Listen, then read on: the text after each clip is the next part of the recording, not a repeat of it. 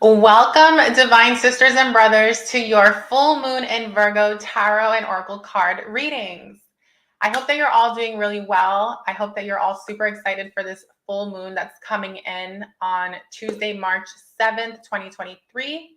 This is a very powerful full moon, you guys, and I'm so excited to do this video. So let's go ahead and get into it. By the way, before I move on, whether you're on the live or on the replay, be sure to hit that like button, you guys. Liking the videos is a free and easy way to support the channel. It means a lot and it goes a long way. So thank you in advance.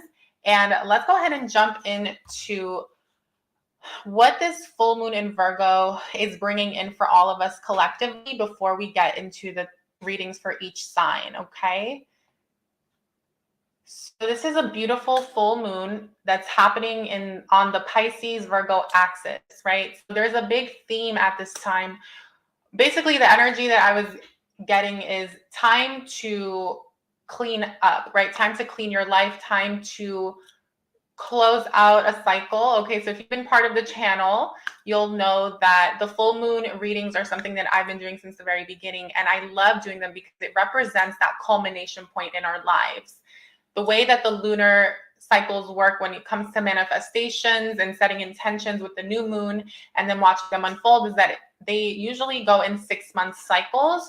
So the intentions that you would have set during the new moon in Pisces, the new moon in Virgo, okay, in 2022 are starting to come in now, okay? Things are materialized, things are manifested if you're someone who's been consciously co-creating with source, with God, with the divine, right? So now with the full moon that we reach a culmination point, there are endings before new beginnings, okay? There's also major healing that's taking place for us during full moons. So this full moon specifically has a lot to do with, the polarity between the practical side of life and the spiritual side of life, right? Pisces, the sun is in Pisces, has to do with spirituality, the hidden world, the inner world. And Virgo has to do a lot with the inner world as well, but from a very practical and more logical standpoint, right? Virgo wants to understand everything. Virgo wants reason. Virgo is the energy of let's go, let's take action. Let's not really focus on the emotions right now. And, let's continue working towards what it is that we want. It's a very disciplined energy.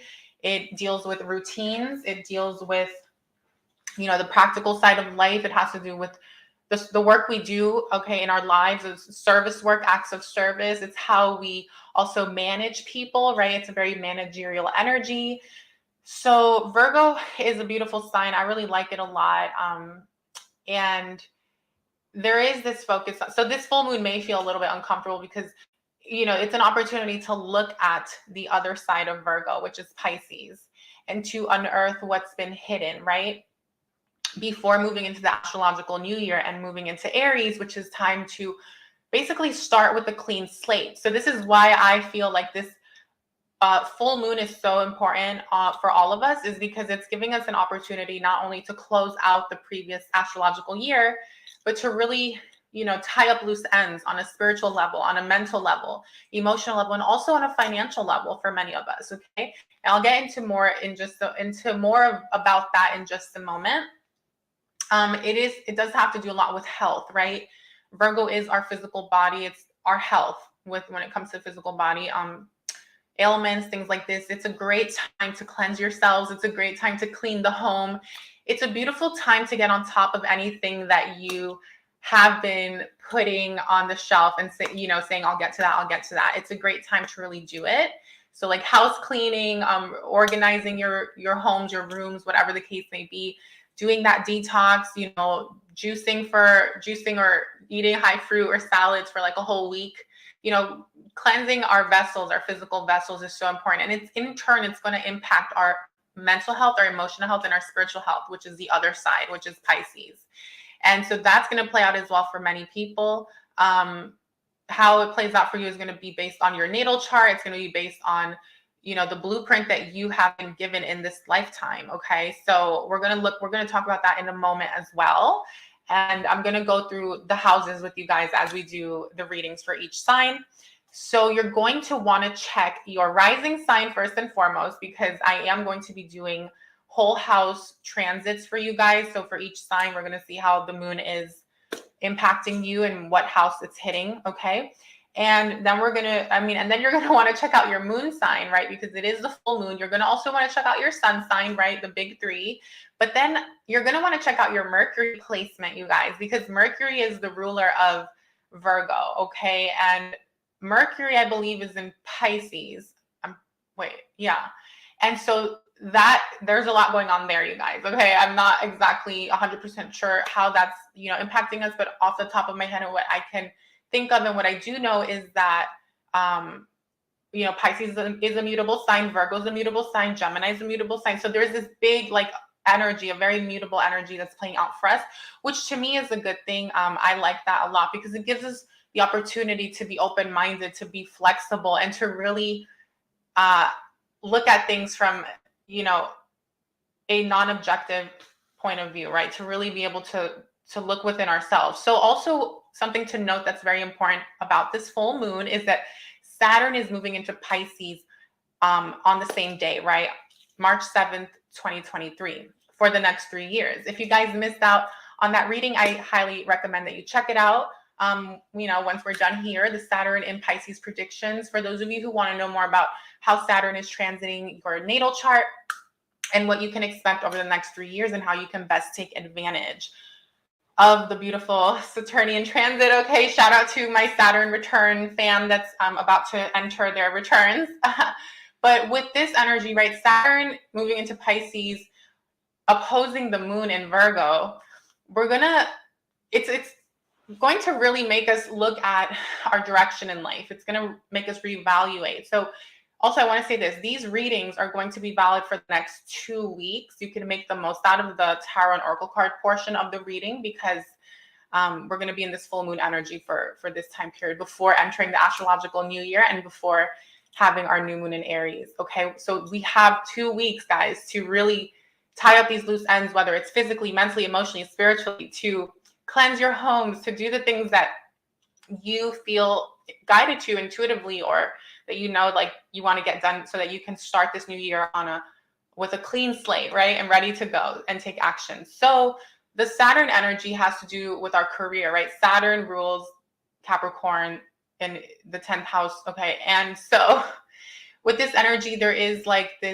with the moon is about revealing our things in our subconscious mind, the things that are deep within ourselves. So there could be this energy where you're going to be feeling like you want to reevaluate, your career, your job, your business, what's not bringing you the fulfillment that you want, what is no longer conducive to your mental well-being, your spiritual life, your emotional well-being, right?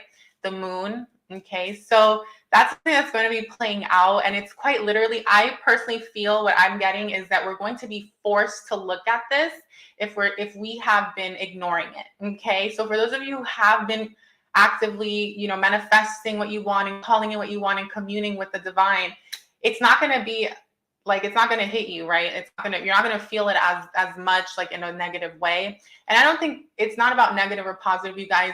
These are natural cycles that happen, astrologically, and just, it's a part of life. So it's not supposed to be a negative thing. Okay. Anything else? I did want to also recommend that you guys check out your, whatever sign is ruling your 6th house natally. Okay. So for example, my 6th house natally is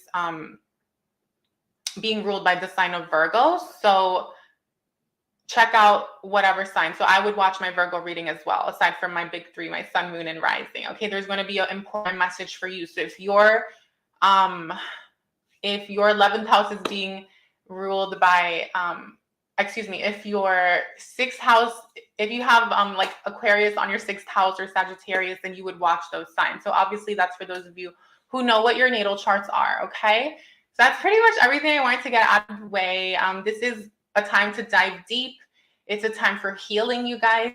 And anything else before we move on? Problem solving. Yes, problem solving is really important at this time. So many of you, okay, and we're going to get more into that in the personal and portion of your personal reading here.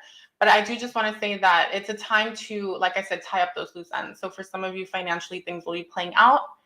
And that's pretty much it, you guys. So let's go ahead and dive in. Thank you, air, fire, water, earth. Thank you, spirit. I call upon you in this now moment. Support me in clearing out all negativity, low vibrations, low frequencies, and anything that is not aligned with my highest good or the highest good of Lena's Divine Tarot. Anything unaligned must go. Anything that is not of the Most High is not welcome, not always, and so it is. Ow. Thank you.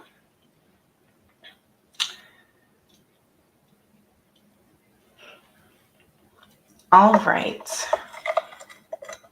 So shout out to everyone that has been a part of the Divine Fam, all of you that have been liking the videos and commenting on the videos. Thank you so much. Your love and support means the world. It really does. I did just want to say this. So for those of you who can't donate but would like to support the channel, maybe you don't have the funds, maybe you've been wanting to book a reading and you don't have the money. One way that you guys can support the channel that's absolutely free is anytime that you're watching your readings and you see an ad that is 15 seconds long, just watch it. Just let it play for those 15 seconds. It's a great way to support the channel. It goes a long way. It does add up, okay? If there's an ad that's 2 minutes long, I would never sit here and ask you to sit through the entire thing. But just so you guys know, when you guys let the ads run, it does go a long way. So if that's a great way for you to support. So thank you in advance. And then for those of you who have been joining the Saturday Tarot Lives, thank you so much for your participation. Every Saturday I come on at 1 p.m. where I get to answer your questions live. So for those of you who can't afford a full reading and can't book me for a one-on-one, Saturday Tarot Live is a great time for you to come on to Lena's Divine Tarot and get your questions answered. All right, so let's go ahead and quickly show you what that looks like. Okay, so when you go to your subscriptions, you'll want to click on my face, okay? And you can scroll down, but it may get a little overwhelming because, I put out so much content and there's a lot of shorts. So the best way to go to the long form content is to click on View Channel. And once you click on View Channel, you'll be on the homepage. And this is where I will keep you guys up to date with the latest content. Okay, so like the money, career, and finance readings, all 12 signs are officially out. Thank you to all of you that have been watching, supporting, commenting, and enjoying the readings. Next 6 month predictions are still valid, you guys, so check those out. Definitely don't miss that because those are powerful. Okay, and then for those of you interested in love readings, you have your singles playlist, couples, and twin flames and separation. Guys, these are valid until like June or so, right before the Venus retrograde, for those of you who want like detailed predictions on your situations. And of course, on the very bottom here, you guys have playlists to choose from where you guys can catch up on your readings, okay, that we've done for 2023. So that's pretty much that, you guys. And for those of you interested in the lives, again, Saturday Tarot Live will be on the live section. It's a lot of fun. Yeah, so this ad, for example, is 15 seconds long. If you guys would be so kind to just let these ads play, it's like so short and it goes a long way, you guys. It does add up. So thank you for those of you who would like to support in that way. Let's go ahead and see if there's another one. Okay, yeah, that one's 20 seconds. I'm just going to let it play, you guys. So this is an awesome way as well, right? So just going to quickly show you. Okay. By the way, you guys, timestamps are posted in the description box if you're on the replay, so you can just skip ahead to your reading. All right, so this is what it looks like, right? When we go live on Saturday, we do the readings. It's a lot of fun. So definitely come join, guys. Get your questions asked, okay? All right, so that's pretty much it for the announcements. Shout out again to the Divine Fam, all of you that have been subscribed. Your support, your being on the channel, being a part of Lena's Divine Tarot does mean so much, you guys. So thank you again. All right, so let's go ahead and get into the readings. I'm going to be starting with our beautiful Aries.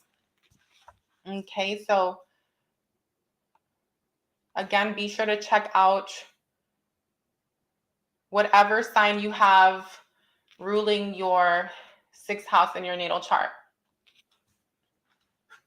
Okay, so we're going to get some healing messages for you guys. But before we do, Aries, welcome. Aries rising, Aries sun, moon, and anyone with Mercury in Aries as well. Okay, so this is a powerful time for you, right? Aries, you have this full moon in your 6th house. Okay, Aries rising. So this is a major time for healing, right?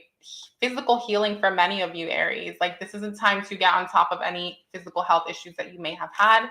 This is going to be a time for you to address anything that you've been needing to address, right? Problem solving energy is in your 6th house. So it's also a time for you to research, to ask questions. It's going to be a time to go within a little bit, right? Especially for you, for all of us, but especially for you guys, because it's in your 6th house, you might find yourselves actually spending a lot of time within over the next 2 weeks. You might experience an energy of like wanting to be in the home, wanting to dive deep, right? Whether it's spiritual questing or because of that Pisces axis, or if it's like information, right? Like, so needing to problem solve something here, depending on what else, how you have this aspected in your chart, you could be looking at some financial things that you want to problem solve at this time, with Saturn, okay, moving into Pisces and the sun being in Pisces, I do feel like it's a time where you can reveal certain things, okay, Aries, like you have the opportunity to address a situation in your life. So that's really nice as well. It's a time to get, create a routine for yourself, get on top of, your schedules. It's time to plan, get organized, and to maybe start exercising or working out in case you haven't had some sort of regimen or something like this. It's also a great time to learn about health, okay? Like natural alternative ways to, to heal the body and to sustain yourselves. So that's awesome right there. Let's go ahead and get into your cards. So Aries, let's see what's going on here. So let's look at what's come full circle in your life, Aries, in the last 6 months. What's taken place? King of Pentacles, beautiful. So you guys have created, or you've been very focused on your careers, your jobs, your finances, right? Working on maintaining or creating some sort of foundation for yourselves, right? Bringing in stability. So from 6 months ago till now, you may have manifested some work goals, some career goals. This is absolutely beautiful. I love this for you. Okay, it's like an end to financial delay as well is what's happening at this time, right? Desire. This is about you manifesting what it is that you want, Aries. It's about following your heart, listening to your inner voice, your guidance, right? Gemini energy, number 3, paying attention to the mind, okay, the inner voice. And with the Cancer energy, interesting, okay, it's about maybe the home for some of you. There's an opportunity for you to invest into the home, to redecorate your home, or to think about purchasing or investing in property, okay, or renting a new place. So this full moon might have you look at this over the next 2 weeks. Like, you might be visualizing what the next step is for you over the next 6 months, right? These moons work in cycles. Beautiful, though. I really like this. Like, I feel like some of you may have over the last 6 months, like recently started a new job or like pursued a new career path, Aries, or you're building a business. I see it being very successful. And with the love energy and the Libra card and the more Gemini energy, interesting. So some of you have Gemini, but also I will say this, because you have 3 and 3, this is giving twin flames. This could be an energy where you have, maybe for some of you, right? Take the messages, guys, that resonate, and the ones that are for you, leave the ones that are for someone else, This is about union, right? This is for many of you getting back in a relationship or healing some sort of relationship or bringing balance, even if you're not back with the person. It's like maybe 6 months ago, you guys were at odds, and now all of a sudden, you're on the same page again. Courage, I see you being very courageous moving forward, even through this full moon from here on out, from now till Cancer season as well, right? Double Cancer energy. You're being given, wow, you have double Libra. Okay, Aries, you have an opportunity here, right? I'm thinking of Libra as your opposition, Aries as your 7th house for my Aries risings as your descendant. You know, this is about that soulmate, that twin flame. This is about matters of the heart for many of you. And I feel like this full moon is giving you an opportunity to cut out some karmic, right? Number 13, karmic cycles, ties, like soul ties, or just like karmic relationships, right? Or to put an end to fear as well. Because for some of you, this is going after that relationship or saying, you know what, I'm holding space for the next 6 months. Others of you, it's saying, I'm moving away. But either way, it's an energy and moving towards something new. But either way, it's an energy of justice, right? Some of you Aries may have recently healed a relationship is what I'm seeing. Luck is on your side, right? More Cancer energy. Very interesting. So some of you might have Cancer, Gemini, Taurus, Capricorn, Virgo, Libra, okay? Sun, Moon, Rising, Venus, Mars, Mercury. With this number 31, I love it because it's about your power, right? The power that you hold within self and that energy of like pushing through, my beautiful Aries, and not giving up, okay? So it's so important during this full moon that you just keep on pushing through. Realize that there's a lot of abundance happening for you this time for all my Aries. There's a lot of prosperity that wants to come in as well, right? King of Pentacles, to me, this is what's at the middle of the reading, is feeling like not only have you come really far in your finances and your careers, but moving forward, there's a lot of financial support, assistance, increases in your finances, a lot of money that wants to come in. But this is saying, Aries, be brave over the next 6 months. Don't let fear and illusion prevent you from taking action. Keep manifesting, calling in what your heart desires, my beautiful Aries, because it will come in, okay? What do your angels want you to know at this time, Aries? Can we get an angel message for Aries? Opportunity and change. Amazing. Yeah. This full moon is really supporting you at this time, right? It's clearing out what isn't serving and it's calling in what is. And with the opportunity and change card, I just want to kind of show you guys.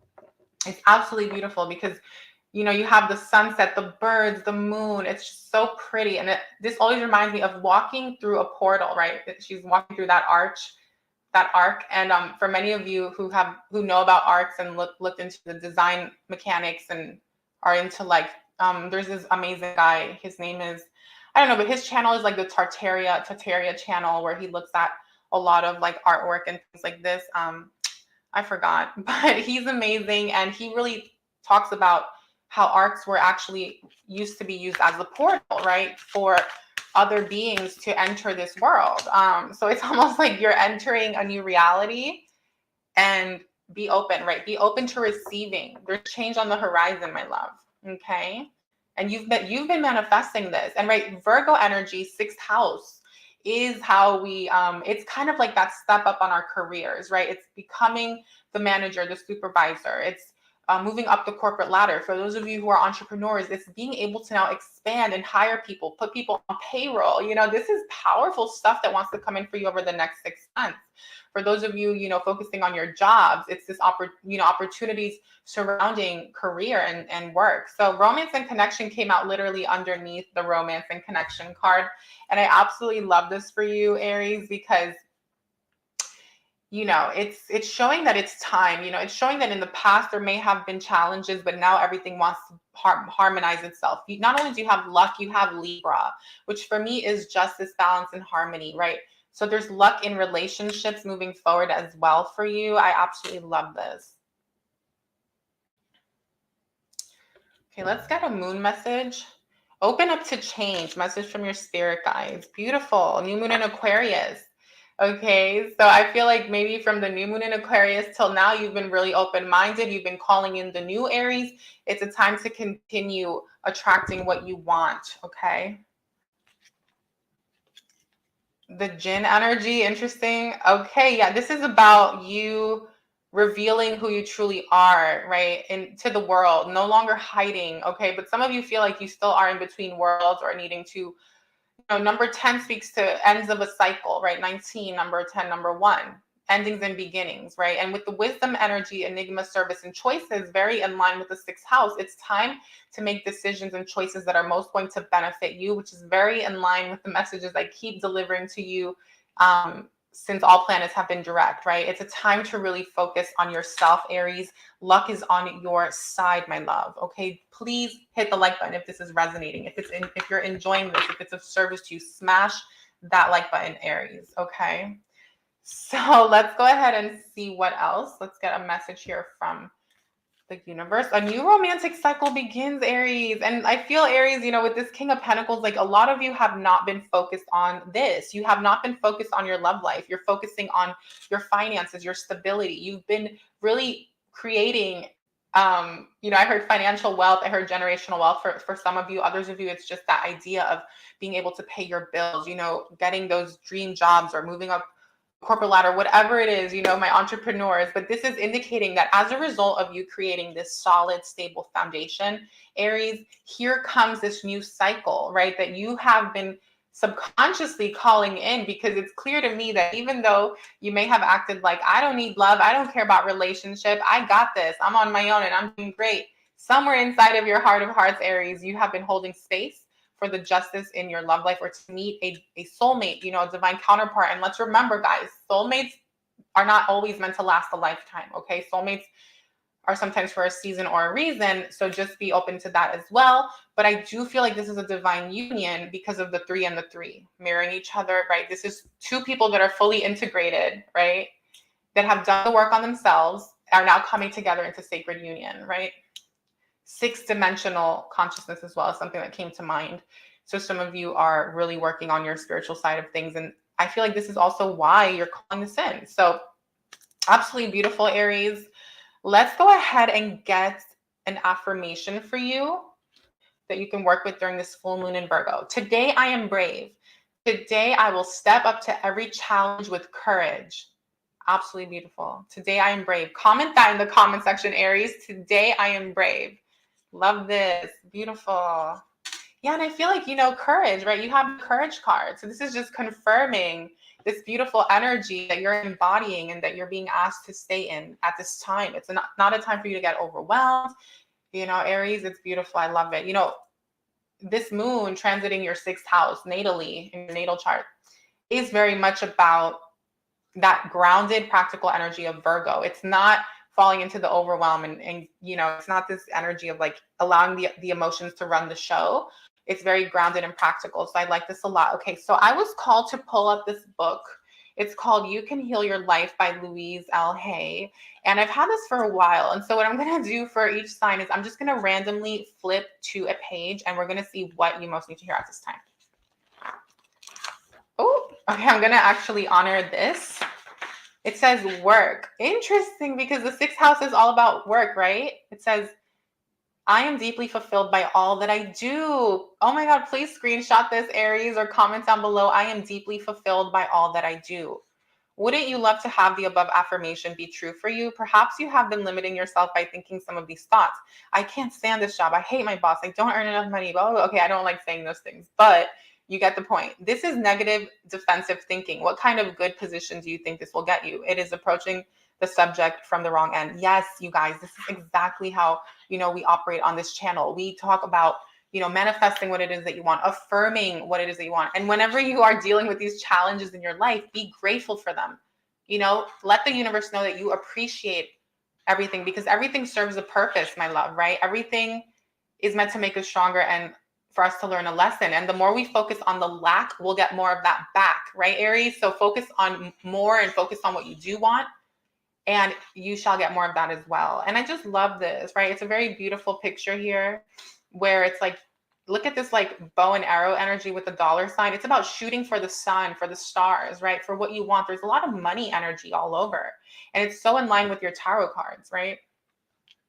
Yet there's also love here and flowers. To me, this is also, Aries, like you being able to not only feel ready to be in a relationship because there's more stability in your life, but to also love yourself and give more to yourself, for those of you who aren't necessarily looking for someone, okay?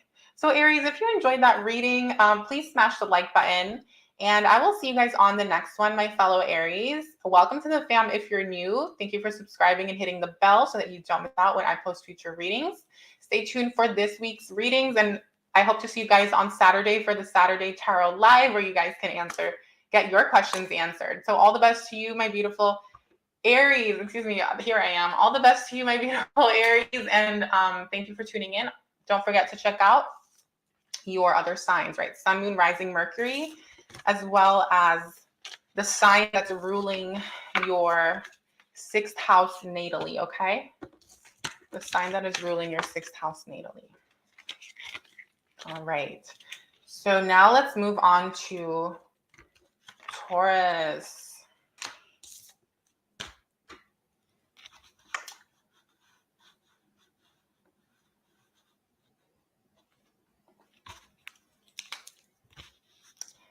All right.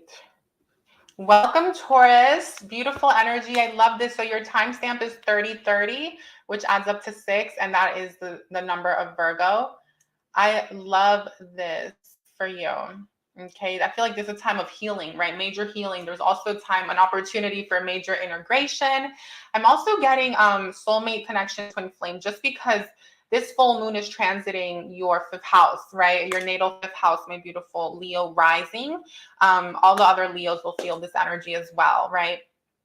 And so the 5th house is that house of, you know, romantic partners. It's our entrepreneurial endeavors, how we lead ourselves forward differently than Aries. It's more so like in the workplace.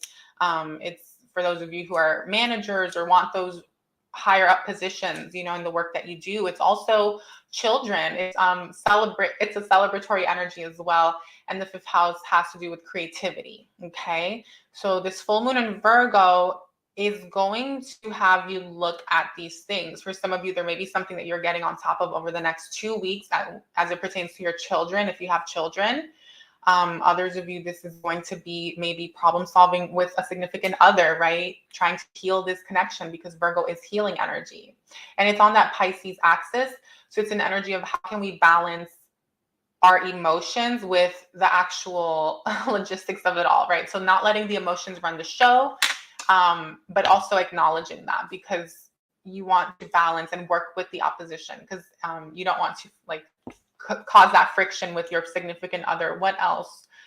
Basically, it's also a beautiful time for you to plan and get organized if you're an entrepreneur, right? 5th house, moon in Virgo transiting that house. So time to come up with your game plan. For many of you, it's a beautiful time over the next 2 weeks as well to research. You know, if there's something you want to achieve, there's something about going on the internet and asking questions. You know, this is a window of opportunity. Virgo energy gives us this, you know, natural inclination to find what we're seeking, right? Seek and ye shall find. That's what I love about Virgo energy and Mercury, right? Mercury is the ruler.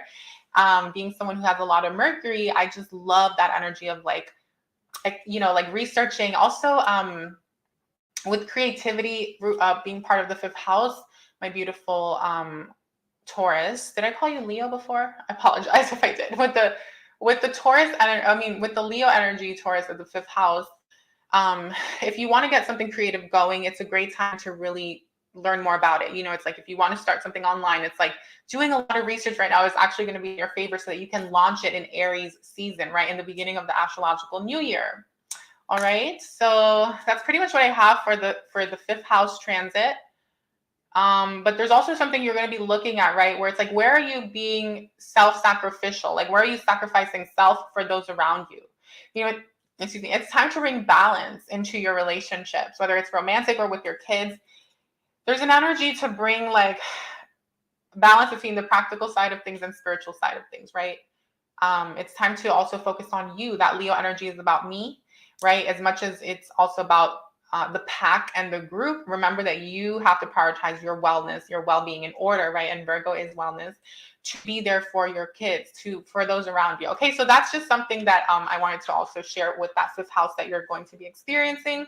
So let's go ahead now and move into your, my beautiful Taurus. Let's go ahead and move into your cards. Okay, so what has come full circle for Taurus at this time, please? What's come full circle for the beautiful? Wow, Taurus. Okay. So, you know, it's been a time for you of endings and beginnings. So if you look at where you were last year in, what is it? The opposition would be September, right? Or like, when was sometime around August, September, right? When that Mercury retrograde hit us all. You know, from then till now, there has been a lot of transformation in your life. There has been maybe some sort of ending and beginning, or this theme playing out where you're needing to bring something to an end. Something that came to mind was if you're a business owner, an entrepreneur, maybe you have been there have been more losses than gains, right? Maybe you have been breaking even, but it's not really profiting and you've been doing this for a while. Okay, I know that's very specific, but you know, it is this fifth house energy, right? Of entrepreneurial endeavors. For some of you, it's putting an end to this toxic, not, I use the word toxic a lot, but I shouldn't say that. I should say limiting job, right? Limiting career path, limiting job. It's like you can only go so far. There's no more room for growth for you within this company. So it's like, okay, needing to shift your focus on something else. And so that's something that's really beautiful that this full moon in Virgo is bringing in for you at this time for the next 6 months, right? Now is the time to research, to problem solve, to gain that information when it comes to how can I shift my financials, or how can I shift my what I'm doing, you know, to make money to support my family, my kids, because many of you have passions and things that you would like to do. So this is that process of being the caterpillar and becoming that butterfly. And I just want to stress this, guys. It does not mean that you're leaving the job tomorrow to pursue a dream, right? It's about doing both at the same time until you're ready. But that's what the death energy precisely is kind of referring to at this time, where it's like in the process, and that process can take an entire year. So if you're in the middle of that right now, you're dead smack in the middle, it's going to continue playing out for you. But take advantage of this full moon to get clear on what you want moving forward, to continue to call it in as we move into Aries season. Now, for some of you, there may have been some sort of health issue, or you may have experienced a loss of some kind from, you know, a loved one or a family member. For, you know, hopefully this is not triggering for anyone, but, you know, it is parent-child relationships. This could also be the ending of a romantic partnership, you know, the ending of a relationship that came, you know, has played out for you over the last 6 months. It's you finally moving away emotionally, okay, and maybe even mentally from a situation and getting ready for your new beginning, because the death brings that rebirth. So let's always remember that this is actually a very beautiful card, Taurus. Because it's now allowing us to move forward on our journeys.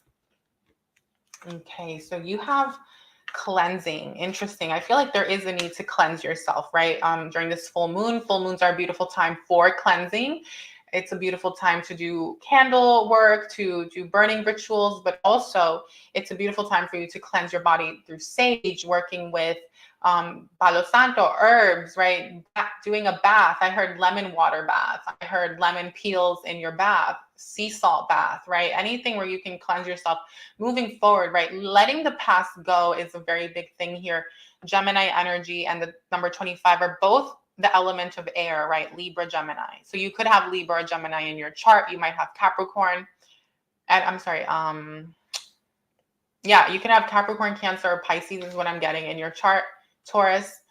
But either way, Taurus, it's an energy of needing to cleanse yourselves during this full moon to move forward with fresh energy, cleanse energy, okay, from whatever this challenge was that you went through. But all of this stuff, Taurus, that has played out over the last 6 months has been part of your destiny. It's served a purpose, right? North Node energy. There were lessons learned. It's made you wiser. You've gained so much, you know, knowledge and strength from this process that you've been going through over the last 6 months. And with the number 22, it is indicating that, you know, now you have the tools and now you have the resources to create the life that you want, or to rebuild a foundation. Because for some of you, there was a foundation that was built, that something was built on a faulty foundation. This could have to do with the living situation. This could have to do with something financial. You know, in the last 6 months, there may have been some shift, a change, a loss, but guess what? There was a lesson. There was something that you learned, my beautiful Taurus. So it's this energy of like, okay, now I can start fresh. Now I can move forward in my life, having learned from past experience, right? Regeneration, interesting. Yeah, this is very in line with the death card, right? Number 8 is death and rebirth. And so you're in your rebirth process. I absolutely love this for you, Taurus. It's about new beginnings, Aries energy. So this full moon in Virgo is supporting you, right? And interesting how you have the rosemary, tarragon, okay? But it looks like rosemary, right? I just want to also like really stress the fact, Taurus, that with the Aries energy and the Mars energy, right? Number 8, Pluto, Mars energy, it is about your new beginning. It's about moving forward and pushing through and starting a new path or going in a new direction at this time, my love. Okay, so this is what's playing out for you, right? Very in line with the Pisces season, Saturn and Pisces. You know, you could be experiencing like something surrounding, like I said, work, career, entrepreneurial endeavor, just because this moon is transiting that natal house of the natal 5th house. Agreement. Okay, this could have been the ending of an agreement, a lease, a mortgage in the last 6 months. There could have been an end to some promise. If it's not something contractual or legal, this could be something verbal with someone else, okay? With a family member for some of you, right? Or with a romantic partnership or a colleague or a business partner, right? 7th house. But with the 6th house is showing me with the number 24 that there is a lot of healing that's taking place for you at this time, right? Full moon in Virgo. And for some of you, this is you making an agreement with yourself, Taurus, to not repeat certain mistakes, to not allow something to happen again that's played out the last 6 months moving forward. So overall, it's a beautiful energy because that's part of life, right? My loves, like we go through things to learn, to grow, and to become better. And what's beautiful with the Death card is that it's on the other side of that lies a new beginning.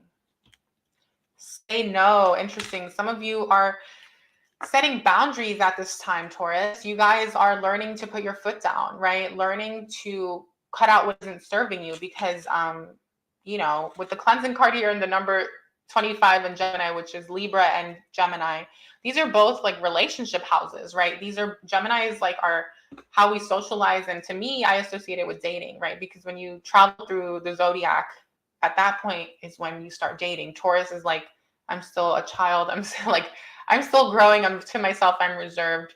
And Gemini is like, now I'm starting to date before I move into Cancer, which is when I become a mom or a father or, you know, have a family. So to me, it's indicating friends. And then 7th house is romantic partnerships or relationships. So take it as you will, Taurus, because everyone's going through something different.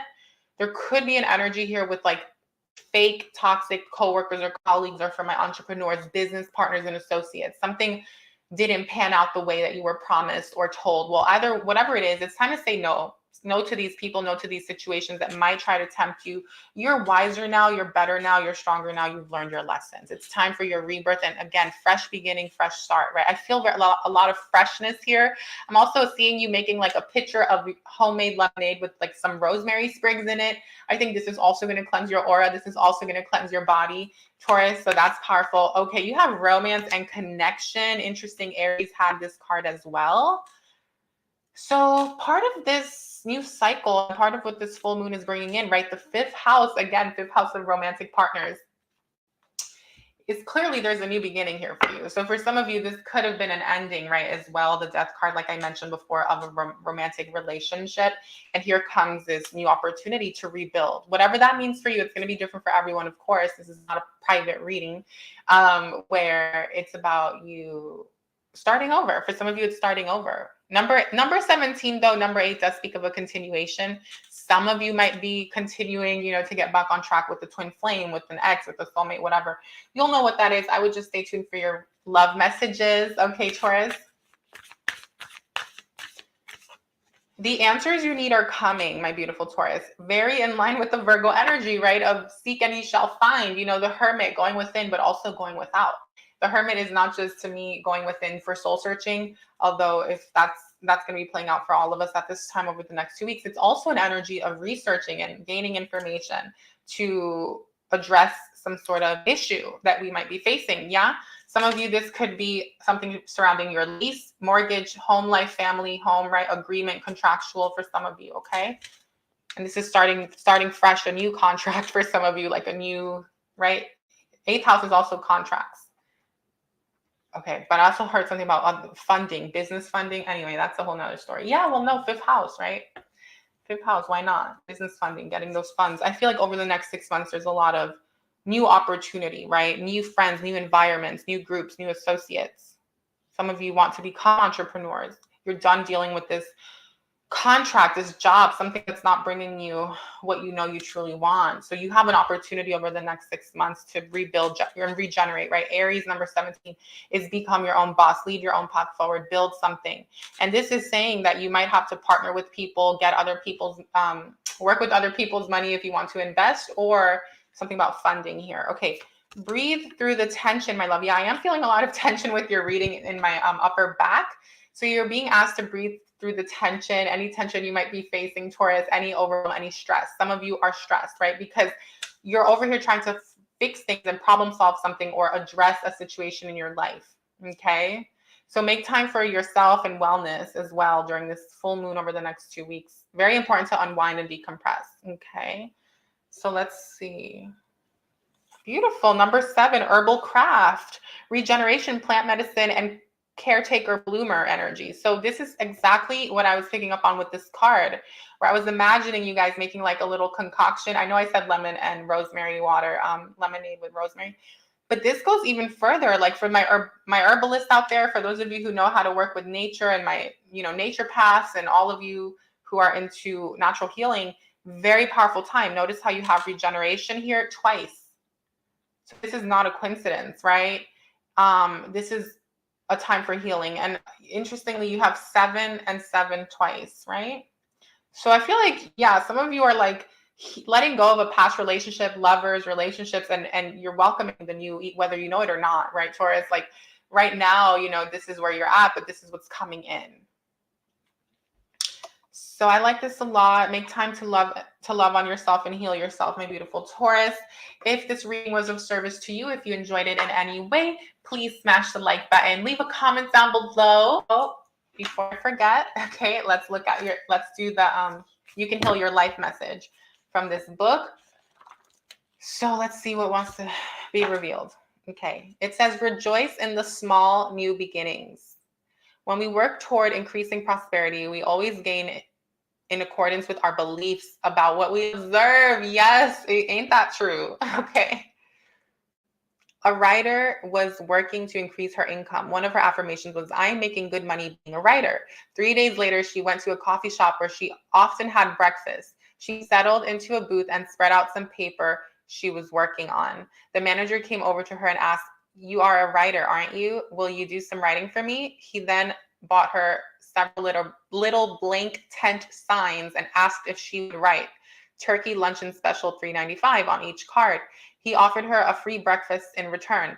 This small event showed the beginning of her change in her consciousness as she went on to sell her own work. Yes, guys, this is so good because I've experienced this countless times in my life, and it's the small things, right? So rejoice in the small new beginnings. I love this. So in line, right? That card is about the new beginning.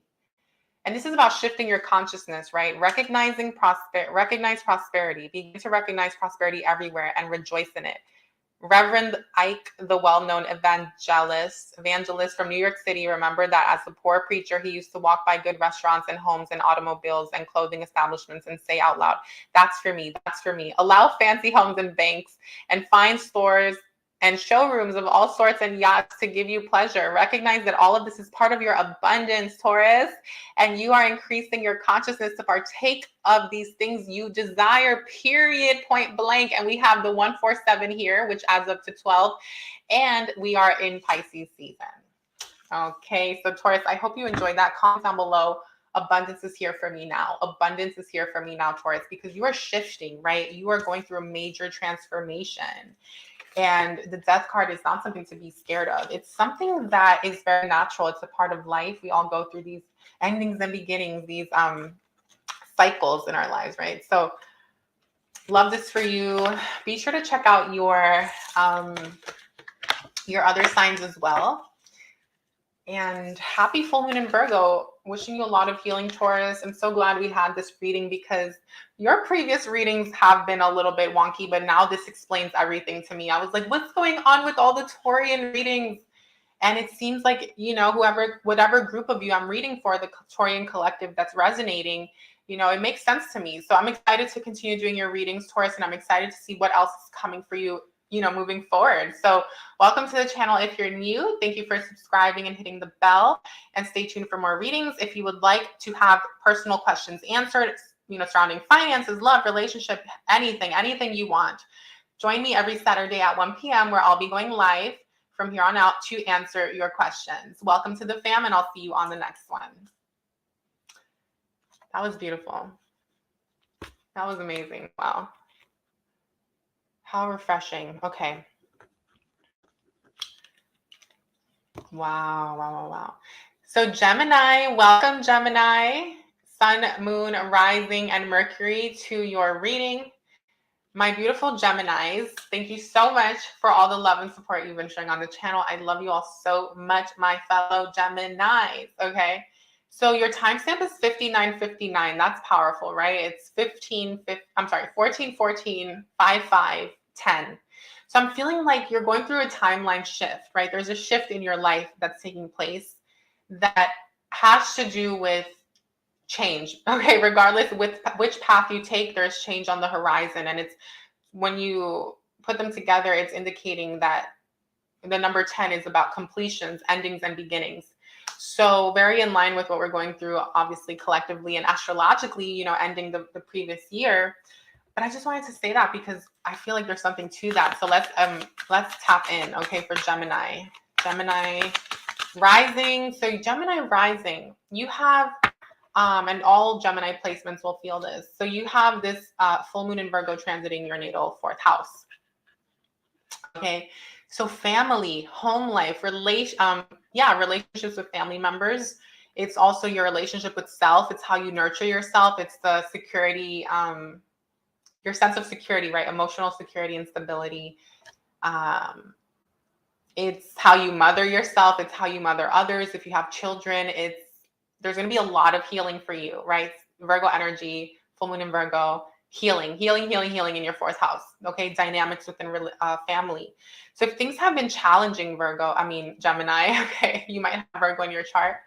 Things are going to be healed, and healing is not always smooth sailing. But what I will say is this, right? Because Virgo energy in the sixth house has to do with problem solving. What's beautiful about this Gemini, although Mercury is in Pisces, right? This is where it can be challenging over the next 2 weeks, is how can we mitigate the emotional outbursts? Like, how can we prevent emotional outbursts? Like, so Gemini, remember, stay calm, my love. Like, if you want something to work out in a relationship around you or with family or something, or if you're addressing something legal surrounding the home life, don't allow your emotions to run the show, right? Because I'm almost picturing you like feeling misunderstood or feeling like you're not being heard, right? Mercury and Pisces, and feeling like your communication's not getting, your point's not getting across to the other person, and as a result, getting flustered and blowing up. And that would be the continuation of the karmic cycle. So it's time to break that cycle, okay? And it's time to bring in more emotional balance and maturity. And so this fourth house with the Virgo energy will support you in doing that. Saturn's in Pisces as well. So it's going to be bringing in this energy where, Saturn is about our lessons. Have we learned the lessons? Did we learn the reward? Have we learned the lesson? And if so, there's a reward. And this reward has to do with the fourth house. For some of you, it's going to be improvements in family relationships. For others of you, it's going to be something about obtaining a home, purchasing a home, or being able to now move forward and afford something over the next 6 months, because these lunar cycles work in 6 months. Okay, so let's go ahead and get into the cards now, my beautiful Geminis, and let's see what's coming in. Ooh, okay, 4 of Cups. And at the top here, you have the star. So I will acknowledge the star energy. I'm going to keep it in the back of the reading, right? Okay, so there's something here, right? Interesting how this full moon in Virgo is transiting your natal fourth house, Gemini. And here comes the 4 of Cups, right? This energy of feeling a little bit bored, a little bit dissatisfied with something about your fourth house. What is it? Is it family dynamics? Are you, like, I heard someone say, I'm so over my family. I'm just over them. Like, I feel like they don't hear me. They don't get me. They don't understand. They don't take the time to listen to how I feel, Gemini. Some of you are literally feeling that way about family members, okay? Others of you, this is you feeling some dissatisfaction with your home life, living situation, okay? What else? The fourth house also has to do with our own emotional status with self, right? And so this full moon in Virgo wants you to look at this. Some of you might be actually looking at the past. You might be feeling a little bit nostalgic. Okay, let's just keep going before I agreement. Okay, there may be some agreement coming in as well. Okay, number 6, right? Virgo energy, Libra energy. This could be with the romantic partner. Some of you are like, what are you talking about? I'm not focusing on love. Okay, keep an open mind and take the messages that apply to you and leave the ones that don't, Gemini. This does not have to be romantic. This could be with colleagues, right? With business partners, associates. Number 6 also has to do, right? That's the number 7, right, Libra? And the number 6 has to do with the work environment as well. But because it's transiting your 4th house, I'm just feeling like there could be an agreement that you're involved in with family, or something about a lease or a mortgage, right? Your home life, your foundation, and you not feeling quite fulfilled.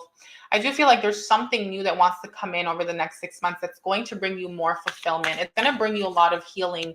Oh, wow, success, Gemini. So whatever this new agreement, and for some of you, it's a contract, okay, whether it's related to work, whether it's related to your living situation, you know, it's going to bring you the long-term success that you want here, right? Number 20 is about our long-term plan, long-term success.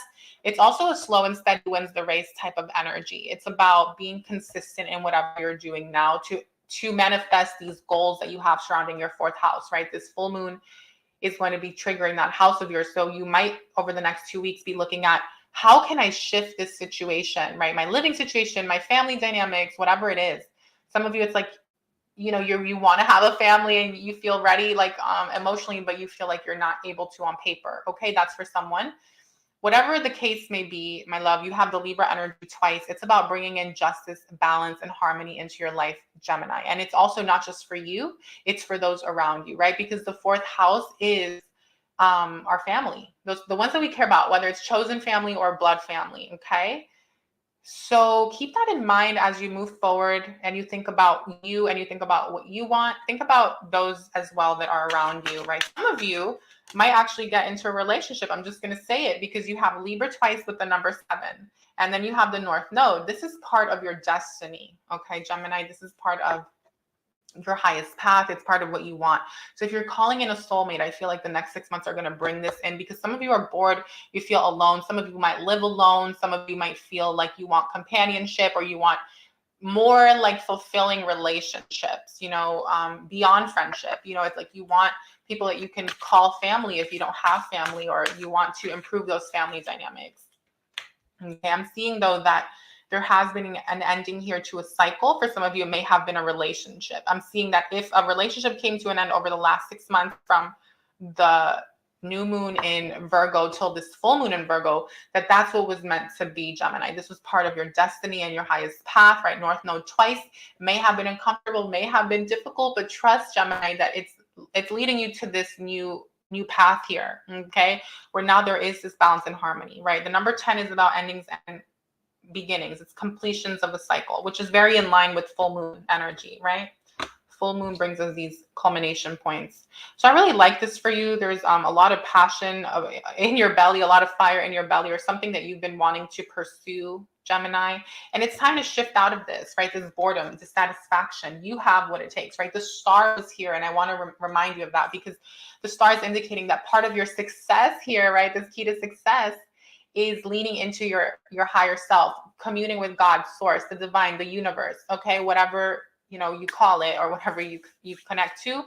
And it's about having faith. The star is about, it's a testament of our faith. It's about our wishes coming true, my love. So moving forward, you know, from this full moon forward, you know, keep on holding space, hold your vision. Wow, look what's here next, the Chariot. So we're going to leave that there, guys. But I have a funny feeling that a lot of you are going to be in a whole new world of 6 months from now. You're going to really achieve something and problem solve, right? Virgo energy is all about problem solving. Your 4th house, okay? It's transiting that 4th house, like I said a million times. So let's keep going. What do your angels want you to know? Expect miracles, Gemini. Beautiful. So some of you are like, you may not even be seeing the way out, right, of this situation that's making you feel like a little bit stuck, but it's coming in, love, right? Success is yours. It's meant for you. It's part of your destiny. A lot of you are being asked to do a ritual over this full moon, by the way, in Virgo, to let the past go, to clear it out once and for all. You know, this is about you also being grateful for the lessons that you've learned, and, you know, the cycles that you've gone through, so that you can now move forward with like a clean slate. Okay. Romance and connection. Interesting. This came out. It's come out for Aries, Taurus, and you so far. And you have the 7th house twice, which to me has a lot to do with justice in our love life. So keep an open mind. You know, this for some of you is that loneliness. And I feel, Gemini, like it's time for you to meet a soulmate, to meet to come into union with your twins over the next 6 months for some of you. Okay. It also doesn't have to be a twin, you guys. This could be anyone that's going to bring you a lot of fulfillment. So that's something to look forward to, right? That's absolutely beautiful. I love that for you. Okay, levitation, higher ground, belief, mastery, and meditation. Wow, with the number 12, right? And Saturn's in moving into Pisces on the same day as the full moon. The sun is in Pisces opposing this full moon. So this to me is saying, Gemini, right? And Mercury's in Pisces. It's about, right, Virgo energy. It's about kind of staying grounded, staying calm, you know, rising above any challenge and situation and not letting your emotions, Four of Cups, get the best of you and get in the way here. When it comes to what it is that you're calling in and that you want to create in your life, it's about, right? So we have levitation. So she's like levitating, right? She's above it all, right? Through meditation, through her belief system. It's about really working on your mental health and creating the life that you want, co-creating with Source, okay? To overcome any challenges here. This is absolutely beautiful. This is also a creative energy, and the number 12 has to do with death and rebirth, right? It's that spiritual death and spiritual rebirth. We are at the end of the previous astrological year. So this is about you. Also, if there's a tower happening in your life, if you're currently experiencing a tower moment in some area, it's about you not letting that take you off your game or have you spiral out into some sort of negative situation. Okay, Gem. You also have trust the universe. Beautiful. Absolutely beautiful, right? Trust the path that you're on. Trust that all is well, that life is happening for you. Someone comment down below, life is happening for me, right? Life is happening for me, because that's really like one of our tools, right? When it comes to creating and shifting ourselves out of lower timelines or anything dark, is knowing and having that belief that life is happening for me. And when you're in that higher level of consciousness, right, you'll be able to to levitate, okay, to rise above any challenge. Okay, let's do your moonology. Does the universe want you to know? Work through your fears, okay? Yes, for some of you, there are fears, right? Four of Cups, that's okay. You know, there's reason for that, Gemini. Like, you're not wrong for feeling like you can't maybe trust. Some of you can't, you know, this full moon's transiting that fourth house. And I also want to say this.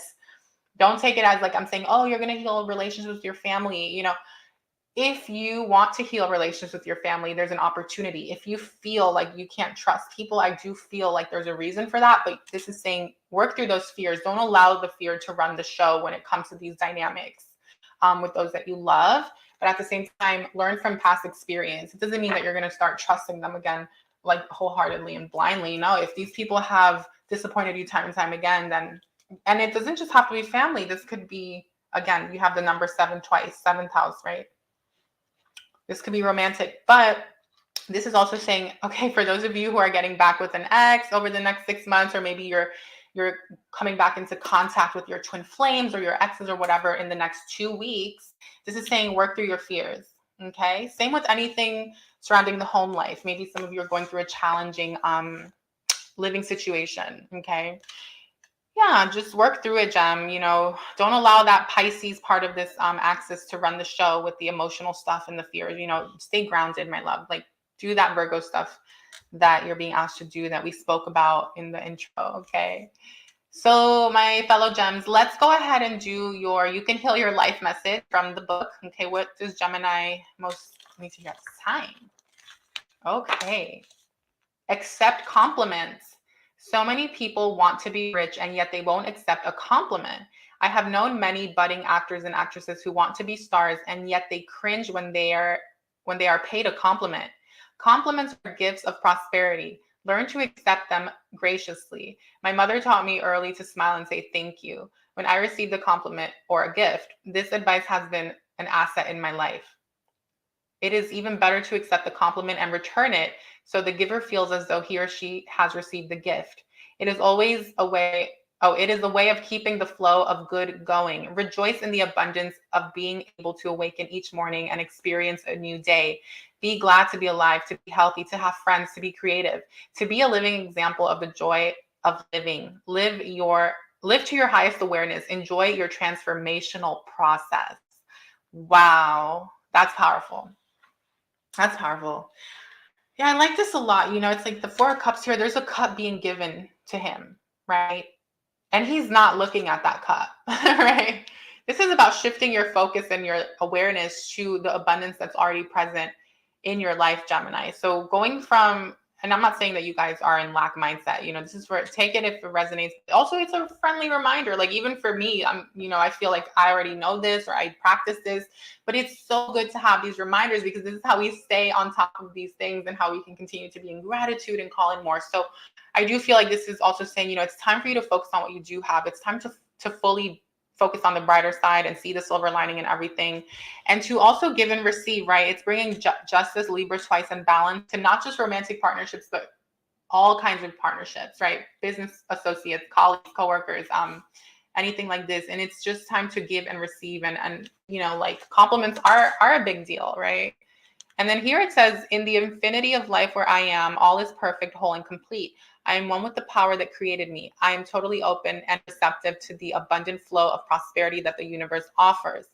All my needs and desires are met before I even ask. I am divinely guided. Okay, if you want to screenshot this, screenshot it because this is powerful. I am divinely guided and protected. Yes, comment down below. I am divinely guided and protected. You guys know that that's what this, like, my little thing is about, divinely guided messages and supporting you guys. So anyway, and I make choices that are beneficial for me. I rejoice in others' success. So important, right? I can't stand a hater. Okay. Knowing there is plenty for all of us. I am constantly increasing my conscious awareness of abundance. And this reflects in a constantly increasing income. My good comes from everywhere and everyone. All is well in my world. Yeah, no, this is amazing because if you are dissatisfied in your living situation, if you're dissatisfied with your fourth house, right, your financial foundation and security, which in turn has to do with your emotional well-being, Gemini, right, the full moon transiting your fourth, it's about manifesting this 11th house, right, number 20, this long-term success, this secure, solid foundation for yourself as you move forward on your journey. I like this a lot for you. Okay, so hopefully you enjoy. Oh, let's do your affirmation. Today I am happy. Today happiness and love will fill my heart and soul all day. Yes, for happiness and joy. Comment down below. Today I am happy. Today I am happy. Love that. All right, Gemini, I hope you enjoyed your reading. If you did, please give the video a thumbs up. Thank you so much for those of you who have been liking the videos, commenting, and showing love here on Lena's Divine Tarot. Hashtag Divine Fam. I love you all so much, Gemini. Okay. My fellow Geminis, let me know where you have Gemini in your chart. I would love to know. I'm a Gemini, Moon in Gemini, Venus in Gemini, Mercury in Gemini. So definitely check out your other placements. And yeah, let's keep going. All the best to you, Gems. Happy full moon in Virgo.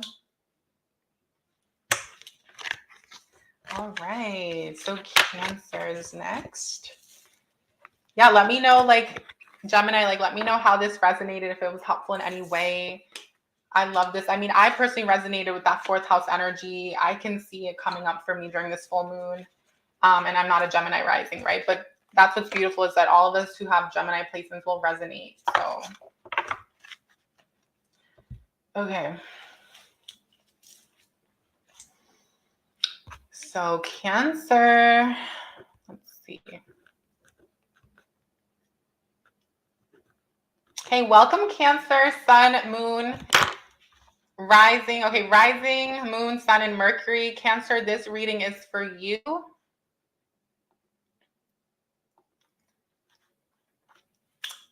I hope that you're doing really well. Okay, so first let's talk about how this full moon is transiting your natal chart. So this is transiting the third house. Okay, full moon in Virgo, third house. Interesting, right? Because the third house and Virgo are both ruled by Mercury, right? Gemini energy. So I feel like Cancer, there's going to be an opportunity here for you to heal, right? Full moon in Virgo, and problem solve anything in your life surrounding your third house. Okay, so I got a few messages. The first message I heard was, you know, your friend group, your social life. It's time to heal that. Some of you, maybe Cancer, have been spending a lot of time within yourselves, in your shell, you know, being a little recluse, being a little bit cut off from the world, or maybe you're needing to make new friends, you know, put yourselves out there. I feel like This full moon in Virgo is a time to cast away your fears. It's a time to identify where these insecurities are coming from or any blocks that you may have. And it's time to burn that bitch. Okay, it's time to do your burning ritual. Write those letters of the things that you no longer want and burn them, right? That's what the full moons are for, to release, to purify yourselves. Okay. Now, it's not just that, because for me, the third house is really, and knowing that we have the full moon in Virgo and both of these are mercurial energies, it's a great time for you, Cancer, to problem solve and do research and obtain information, pieces of information that are going to really support you over the next 6 months in manifesting what it is that you want, right? These lunar cycles play out in 6-month cycles. So if you're trying to create something here in your life, right? Because to me, the third house is very creative, whether it's a business, another stream of income, another way to make money. Maybe you're trying to obtain the finances to then go to your next energy, which is the fourth house, right? Whatever the case may be, it's a great time for you, especially over the next 2 weeks, to go online and learn what you need to learn, okay? Dating life, there's something here about dating life for some of you. This full moon in Virgo might highlight certain things. You know, it's time to cleanse yourselves, right? It deals with our health issues. Maybe some of you have health related issues, or something's preventing you, right, from feeling like you can, like for my singles out there, right? If you're in a relationship, something about communication. Okay, communication will be impacted too, because Mercury is in Pisces, Cancer. So be mindful of that. Let's just move to the cards, because I feel like you have a similar energy to Gemini. Just because Gemini has the fourth house transit, and then you, Cancer, have the third house transit. It's almost like it's inversed. But so I am picking up also that for some of you, Cancer, there is an energy of things may come up over the next 2 weeks with like people around you, conversations, you know? Okay. So your card here is the Seven of Pentacles. We're looking at what's come full circle in your life, what's playing out at this time during this full moon. And what I'm seeing here is that, you know, you've done a lot of groundwork, Cancer. You've been doing a lot of building, right? Third house is our first celebration. It's like that reward. It's the first big win. So I feel like you have won or accomplished a lot in your life. And maybe you haven't quite been able to see that or appreciate that, Cancer. And so you're being asked at this time to not be down and out because you feel like you should be making more money. Your business should have brought you more by now, or, you know, so-and-so things should have been worked out. It's kind of saying, Cancer, like the Seven of Pentacles is about focusing on what you do have, right? Look at what you do have. Look at all you've created for yourself, what you have built. It's time to look at the silver lining during this full moon in Virgo. Don't allow that opposition to bring you down, because it is a time period right now where there may be heavier energies, not just for you, but for everyone, right? With that Pisces Virgo axis, with the Saturn moving into Pisces, and it can be a lot. But if we're aware of these things, and that's what's so nice about knowing the astrology, is that we can overcome and we can rise above the situation because we have a higher vantage point, right? So Seven of Pentacles also indicates like continuing to do what you're doing, what you've been doing, moving forward, and to be consistent, Cancer. Don't give up, right? This is saying don't give up. You're almost there. You're almost at the Nine of Pentacles and the Ten of Pentacles. Keep going, right? And because the full moon is in your transit in your third house, it does feel to me like there's a need to do research to gain information and answers to make something happen here. So it's like you're at the Seven of Pentacles, but how do you get now to the next level? And what comes after the Seven of Pentacles, right? Cancer, the Eight of Pentacles. The Eight of Pentacles for me, well, traditionally, but also for me, like I really associate it with like expanding your finances, learning how to invest money, learning how to build financial security for the long term, right? Here comes with number 13, the fourth house. Here comes courage with the dagger, with the Libra energy. This is going to be playing out for you over the next 6 months, my love. If you are trying to build wealth for yourself, if you're wanting to build some sort of financial foundation, the key to your success is this third house energy. And during this time, something wants to be revealed to you during the full moon, right? Over the next 2 weeks, that's going to support you in making this goal happen, making this goal a reality. Okay, Cancer. So definitely, you know, don't be afraid to ask questions, socialize, and network, because there's people around you that will support you, right? Libra energy. This is colleagues, associates, business partners, other people that will support you in making your financial dreams a reality. For some of you, maybe you want to invest money. Maybe you want to purchase a home, buy a home, build a business, whatever it is, you're going to make it happen, my love. Don't give up, right? Keep on going and doing what you've been doing. It's going to pay off. Okay, memory, the sun card, North Node, number 16. Again, with the 7 energy, it's about harmony, balance, and justice. What some of you want, Cancer, is like, I'm getting that a lot of you base what you want and your dreams on something about your childhood or childhood memories or the past. For some of you, there's something about your upbringing. Okay, there's something here about memories of the past and you wanting to recreate something about the way you were raised that you feel is very beautiful, Cancer, you know, a connection to your own life and your own family and things like this. And so you're in this process of building this, right? It is speaking to a lot of abundance and happiness. If you don't have children, Cancer, I feel like you want children, but you're figuring out how to financially secure yourself to make this happen, okay? Or how to do more if you already have children, how to bring in the justice that you feel like you and your family deserve, right? 4th house, Libra energy, number 7, the sun, 5th house, children and family. So courage, you know, you have what it takes to free yourself from the chains that are, from the things that no longer serve you, the things from the past, you know. This full moon wants to support you in clearing something out, in breaking free, and finding a new strategy, a new solution, a way out. Okay, my love, comment, my way out is here. My way out is here. The way out is here for me now. If this is something you're looking for or being manifesting or calling in, is another way to make these finances come into, you know, existence or manifestation. So number 27 with duality is indicating, though, that there is a need to balance things moving forward, right? Cancer, it's about balancing the 2nd house and the 7th house, but also the masculine and the feminine. So let's talk about it with the positive and the negative. It's about making time for both spirituality and practicality, right? Realizing that we all have light and dark and there's ebbs and flows. And you very much are someone, Cancer, who feels this on a deep level because, you know, you are ruled by the moon. Okay. So like, as a fellow Cancer, like, it's about not allowing these tides to bring you down, right? Is what I'm getting. And with the 2nd house and the 7th house, to me, it's saying there needs to be a balance between the work that you do as an individual and how you make money, and then what you're doing with that money, right? Here comes the 7. We have 7 here, the 7 in the 27. There's a lot of 7, and 7 is about, it's the middle of that zodiac, right? It's the halfway point. It's how do we now problem solve, overcome, rise above.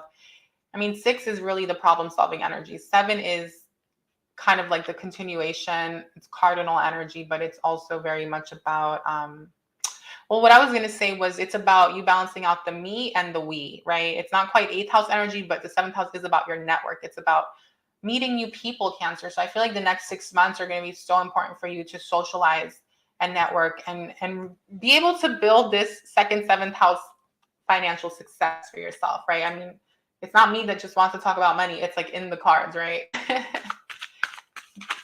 Okay, wholeness. So whatever you have gone through, Cancer, like in the last 6 months or so, from the new moon in Virgo in September of 2022, or in August, I don't remember exactly when it was, you have learned so many lessons. You have learned to love yourself, right? I just have to show my face here. I'll show it the card. You have learned to love yourself more than ever. You have really integrated yourself here. Some of you have been somewhat isolated or maybe spending time away from, you know, friends, family, and significant others. Okay. Regardless of whatever it is, you know, this is part of your healing, right? Here comes the 6. So you've already been in this healing process. I'm almost feeling like now it's time to take action, right? Please, please, please don't overlook the fact that this full moon is transiting your natal house, your natal 3rd house, right? That is a big deal, guys. I'm so about the 3rd house because the 3rd house is really, it's that sneaky, it's a very sneaky house because it's like, it's the missing pieces to the puzzle, right? It's the keys to success. It's also the travel, right? So maybe some of you are needing a vacation. You're needing to take a break, you know, and it's okay to take a break. Like a little break, right? Okay, so practice gratitude. Beautiful. I love this. Yes, this is indicating that life is very dualistic. There are ups and downs. There's good and bad. But it's like, how can we transmute the darkness? And instead of being victims and letting these things bring us down, how can we transmute them and make them into positives? And that's going to be through gratitude, my love. Okay, Cancer. Gratitude is your key to success here, Jupiter energy, to expand your life and to take it into new heights. Okay, I definitely am excited to do your message here because this book is very much about higher consciousness and, you know, abundance mindset. So I like this a lot. It's like this is saying, Cancer, if you want to travel the world, if you want to build a business, if you want to become an entrepreneur, you want to build wealth, it's like the power lies within you, my love, your higher mindedness. Also, education. How could I forget that? Oh my God. So it's about that third house, right? And then full moon in Virgo transiting your third, and then the opposition of that is the ninth. Then you have the sixth. These are all houses that have to do with learning, growing, researching. So some of you are being given an opportunity to maybe get that certification, to learn something new, to take your finances to the next level, like I kind of already mentioned, right? Okay. Let's do an angel message. Holy love, beautiful. You are unconditionally loved by the Most High. God loves you, Source loves you, the universe loves you. Remember this. You're not alone, right? And you don't need other people to love you, right? Like, yeah, meaning you don't need them to, but you do want them to, right? It's always nice to have people around us that love us, right? But this is saying don't base your self-worth on those around you or the external energy, right? Go within, love yourself first and foremost, and then everything else is just cherry on top, my beautiful Cancer. You are the divine mother, my love, right? You are that mother portal energy that births us into creation, right? Divine mother, goddess energy. So tap into that. Like some of you are going to be learning more, I'm hearing, over the next 6 months about the mother energy and really leaning into the feminine side of spirituality, okay? And really honoring yourself, whether you're a man or a woman, it does not matter. We all have that. And it's about how can we heal the inner child as well. Okay, you also have angelic protection. Yeah, this is saying over the next 2 weeks, by the way, if you feel down, if you feel a little bit depressed or like overworked, or you feel drained, or you feel like things have not been as fruitful, remember gratitude, my love, gratitude. And also I'm hearing love yourself. Okay. Angelic protection. Beautiful. You're protected. Don't worry.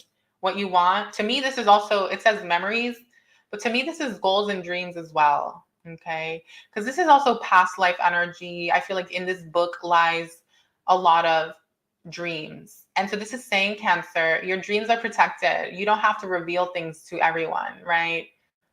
The sun is here, yes, and there's abundance that wants to come in, but the book is closed. So I'm feeling like as much as you want to put yourself out there, Cancer, take this, whoever this is for, you also want to keep things private, okay? And remember that you're protected. So it's not a fear-based thing. You are protected no matter what, right? Let that be a belief. It's just a part of being strategic, because this number 7 is all about strategy, and it's all over the reading, right? You're very close to achieving your goal, Cancer. Exactly. 7 of Pentacles, like just when you want to give up, right? You're very close. So I'm just feeling like you need a vacation. I'm seeing like you need to decompress or something. So this is a great time to do something like this, but also maybe plan that trip. Okay. Now that all planets are direct, it's a great time to plan your little vacation or something. Okay, let's do the card here. Ooh, Ocean's Muse. Beautiful. Water wisdom, intuition, hermit's light, and discovery. Wow, if that's not more in line with you and this energy, I don't know what is, right? Hermit's light. This is amazing. It's like that going within energy, right? Number 33, wholeness. Like you have the answers within you, Cancer. You know what you want for your life. You know what you want here. And then number 7 is about bringing that balance and harmony and justice into your life, right? And to that of those that you care about. And water wisdom. There's something about connecting with the water at this time. We are in Pisces season, Cancer. So spending time out in the ocean, if you're near an ocean, or traveling to an ocean, is going to be so beneficial for you if you can. Either way, it's about connecting with that divine mother, right? Water element is the divine mother. Fire is the father. Masculine. Air is masculine. Earth is feminine. So water element, right? And intuition. So lean into your higher self, right? Number 7, higher self, God number. We are in a 7 year, right? 7, 7, 7, right? So my love, something's aligning for you, Cancer. I feel like we're all collectively going through this big shift, but you are definitely at the precipice of like clearing out something and moving towards this new chapter. There's a new chapter, whether you know this or not, because some of you might not be following the astrology or whatever. Anyway, so let's do an affirmation for you, my love. Okay, today I am focused. Today I will be productive and feel good about doing the hard work that I need to do, Cancer. Comment down below. Today I am focused. Yes, claim this. because you are. I see you being very focused. This shows that you've been focused. This is saying don't lose the focus, Cancer. Don't give up over the next, I don't know why I heard the next month. Okay, you might feel like you should be somewhere else, or you should have made a certain amount of money or something. Something might make you feel like burned out a little bit. That's why it's important to decompress, okay, and go travel or something. And yeah, comment down below today. I'm focused. Love that. You're so close, my love. Don't lose that focus.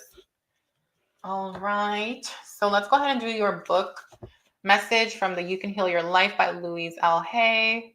I love this book. Okay. What does Cancer need to hear? Ooh, he almost got the same message as I think it was Gemini. Okay. Interesting. Look at this. Relationships, right? All my relationships are harmonious. Comment down below. All my relationships are harmonious. And to me, the third house is relationship house as well, right? It's about our dating life. It's about the relationships we keep around as well, right? Look how beautiful this is. And I mean, your sign is a sign of family. So pretty. Love this. Okay, it says it seems that all of life is relationships. We have relationships with everything. You are even having a relationship now with the book you are reading and with me and my concepts. The relationships you have with objects and foods and weather and transportation and with people all reflect the relationship you have with yourself. The relationship you have with yourself is highly influenced by the relationships you had with the adults around you as a child. The way the adults reacted to us then is often the way we react toward ourselves now, both positively and negatively. Think for a moment of the words you use when you are scolding yourself. Aren't they the same words your parents used when they were scolding you? What words did they use when they praised you? I'm sure you use the same words to praise yourself. Okay. So for some of you, you may have already done a lot of inner child healing, and so you'll be aware of those voices in your head and you will have already addressed them. But they do come up, right? They do come up. And like for me, sometimes like I catch myself. I'm like, oh my God, this is not me. This is my mom. This is my mom's negative voice in my head, and like now I don't really have those inner voices, but they do come up. So this is a nice reminder, right? Okay, perhaps they never praised you. So then you have no idea how to praise yourself and probably think you have nothing to praise. I'm not blaming our parents because we are all victims of victims. Oh God, I'm not a victim, but I get what she's saying. Okay. They could not possibly teach you anything they did not know. Right. Sandra Ray. Interesting. That's scary. Oh my God. My mom. That's my mom's name. Okay. Wow. The great rebirther who has done so much work with relationships claims that every major relationship we have is a reflection of the relationships we had with one of our parents. Right. She also claims that until we clean up that first one, we will never be free. Oh my God, to create exactly what we want in relationships. Relationships are mirrors of ourselves. What we attract always mirrors either qualities we have or beliefs we have about relationships. This is true whether it's a boss, a coworker, an employee, a friend, a lover, a spouse, or a child. The things you don't like about these people are either what you yourself do or would not do, or what you believe. You could not attract them or have them in your life if the way they are did not somehow complement your own life. And so this is very in line, Cancer, right? Because this full moon, like we've already spoken about, is transiting that third house. And to me, the third house is also very much the inner voice. So where are you self-deprecating? Where are you being negative and not celebrating yourself and acknowledging the beauty that you are and everything you've accomplished, like I said at the beginning? It's time to really address this inner voice and realize, where is this coming from, right? And then with the Libra energy here, Libra, the seven, and we were speaking the seven here, we were speaking about relationships. And it's so interesting how this comes in and speaks to these relationships and how, there's a big need to heal our inner dialogue and the way that we communicate with self, because it really impacts those around us and the relationships we attract into our lives and the people we attract. So this full moon in Virgo really is going to be highlighting this for you. And it's a great time for you to heal these inner voices. A great time to release any negative thinking and beliefs, that have been programmed into you, maybe subconsciously through your parents or from childhood. So whatever it is, holy love does speak to that as well. Like we spoke about the inner child healing and remembering that you are loved and you are more than enough. And it's about mothering yourself, my love, right? Water wisdom. So this was absolutely beautiful, Cancer. I hope you enjoyed the reading. If you did, please smash the like button, give the video a thumbs up. Let me know in the comment section if this was helpful or of service to you in any way. Did you enjoy it?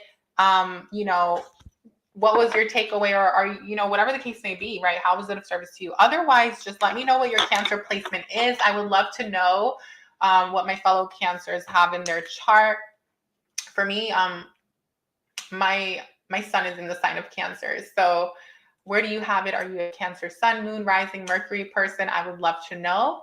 But otherwise, check out your other signs, and I will see you guys on the next one. Happy full moon in Virgo. And for those of you who are interested in private readings, definitely stay tuned. Join me every Saturday at 1 p.m. for Saturday Tarot Live, where you guys can answer your questions live, and I'll be answering them for you. Oh yeah, welcome new subscribers, and hit the bell so that you don't miss out when new readings come out. All right. Wow, that was...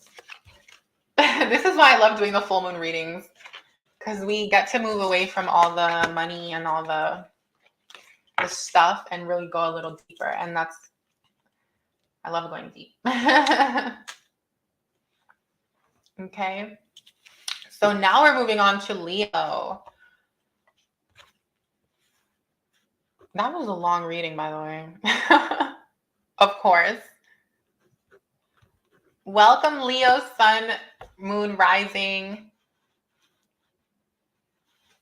Let's get your name pulled up here before we jump in. Okay, so Leo rising, welcome. Okay, this full moon in Virgo is transiting your second house. Interesting. So second house of finances, the way we obtain our money, the work that we do for money, right? How we build that security for ourselves. Okay, so Leo moons, Leo suns, and anyone with Leo in their chart in the inner planets is going to feel this and experience this as well. So this full moon is going to bring up an opportunity for you to really problem solve over the next 2 weeks. Some of you, right, Virgo energy is about problem solving, and that second house is our finances. Some of you could be dealing with a contract that you're trying to resolve, a work-related issue. Maybe it's something about, you know, it's something financial. So you'll know what it is. I'm not going to sit here and start listing a bunch of things like I normally do.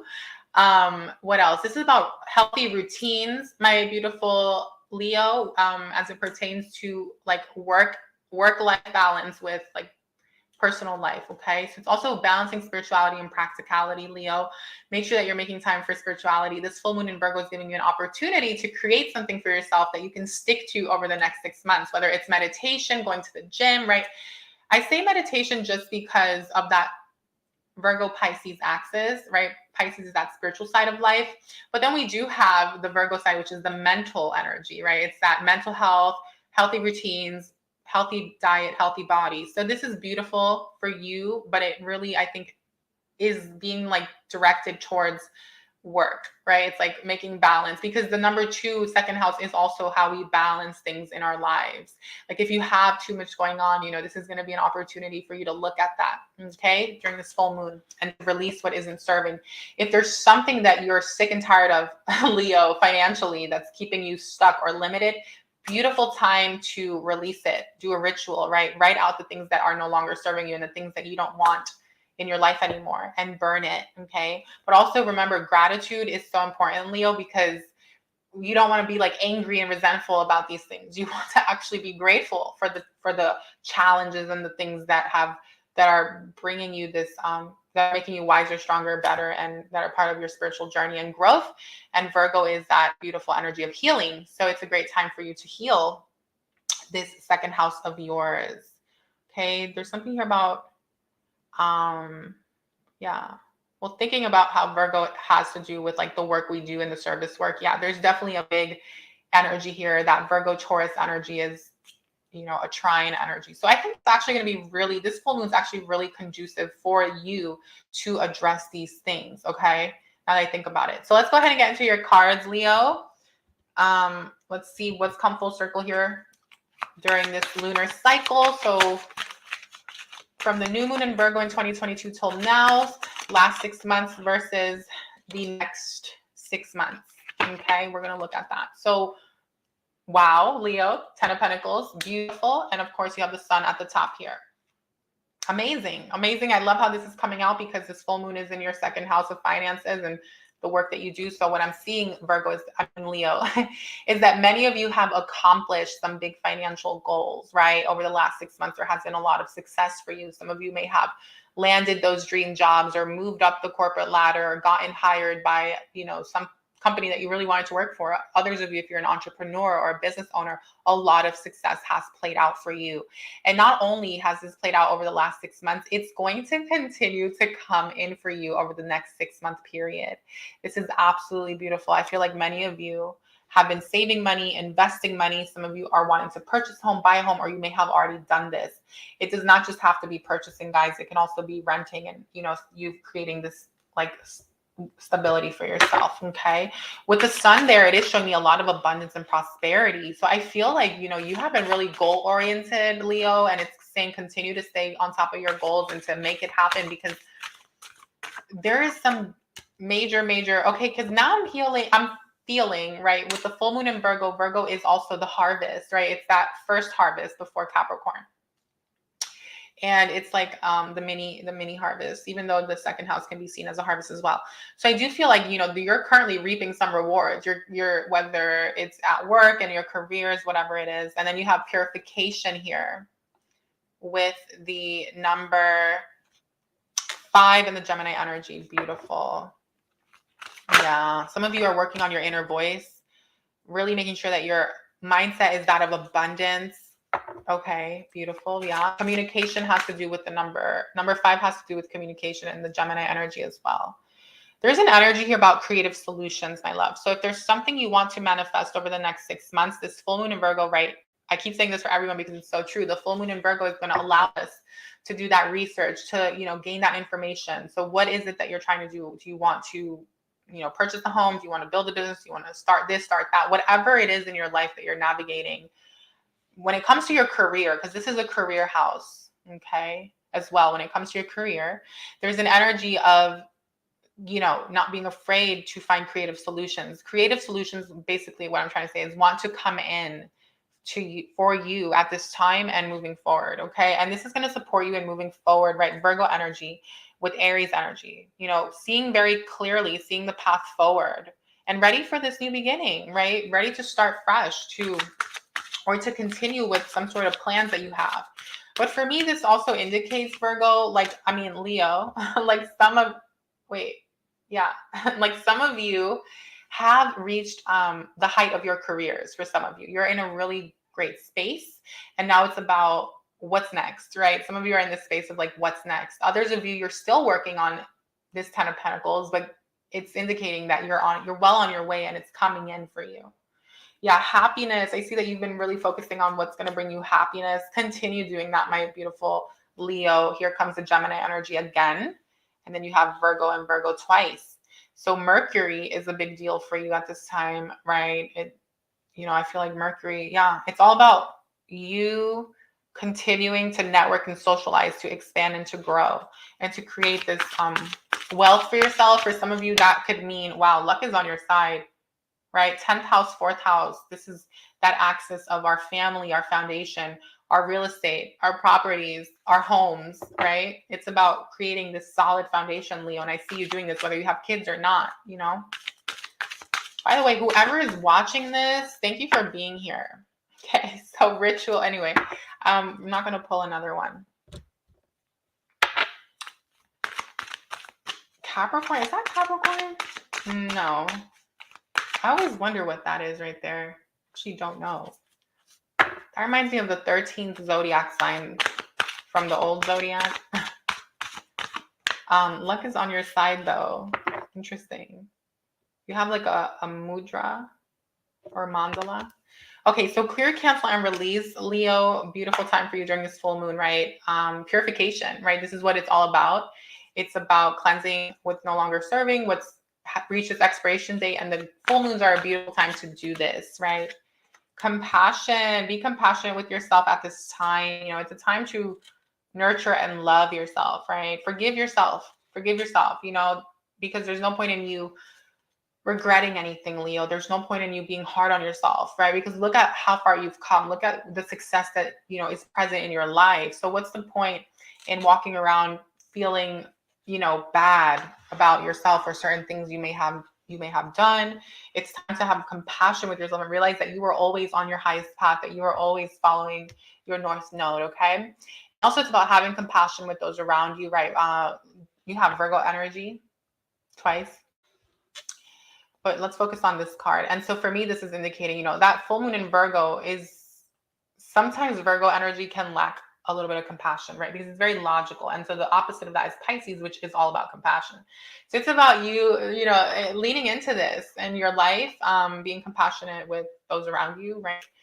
Gemini energy, your social group, your friends, your life in general. For me, the third house is so many things, right? It's like, okay, so let's go ahead and pull a moonology for you. Release control. Wow, powerful. Full moon, first quarter moon in Taurus, Leo. Very interesting because, you know, Taurus rules the second house. And it's very much in line with the way that this is playing out for you at this time with your finances. So when it comes to the road ahead, when it comes to like those of you who are still manifesting this 10 of Pentacles, you know, part of this, your key to success here is releasing control and the need to like know every little piece and moving part of how this is going to make like happen for you.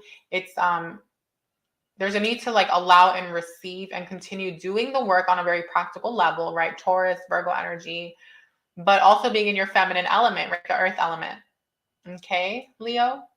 So I like this a lot for you. Very nice. Opening circle, beautiful, protection, ritual, lessons, and simplicity, number 33, which equals 6. I love this. It's about you healing.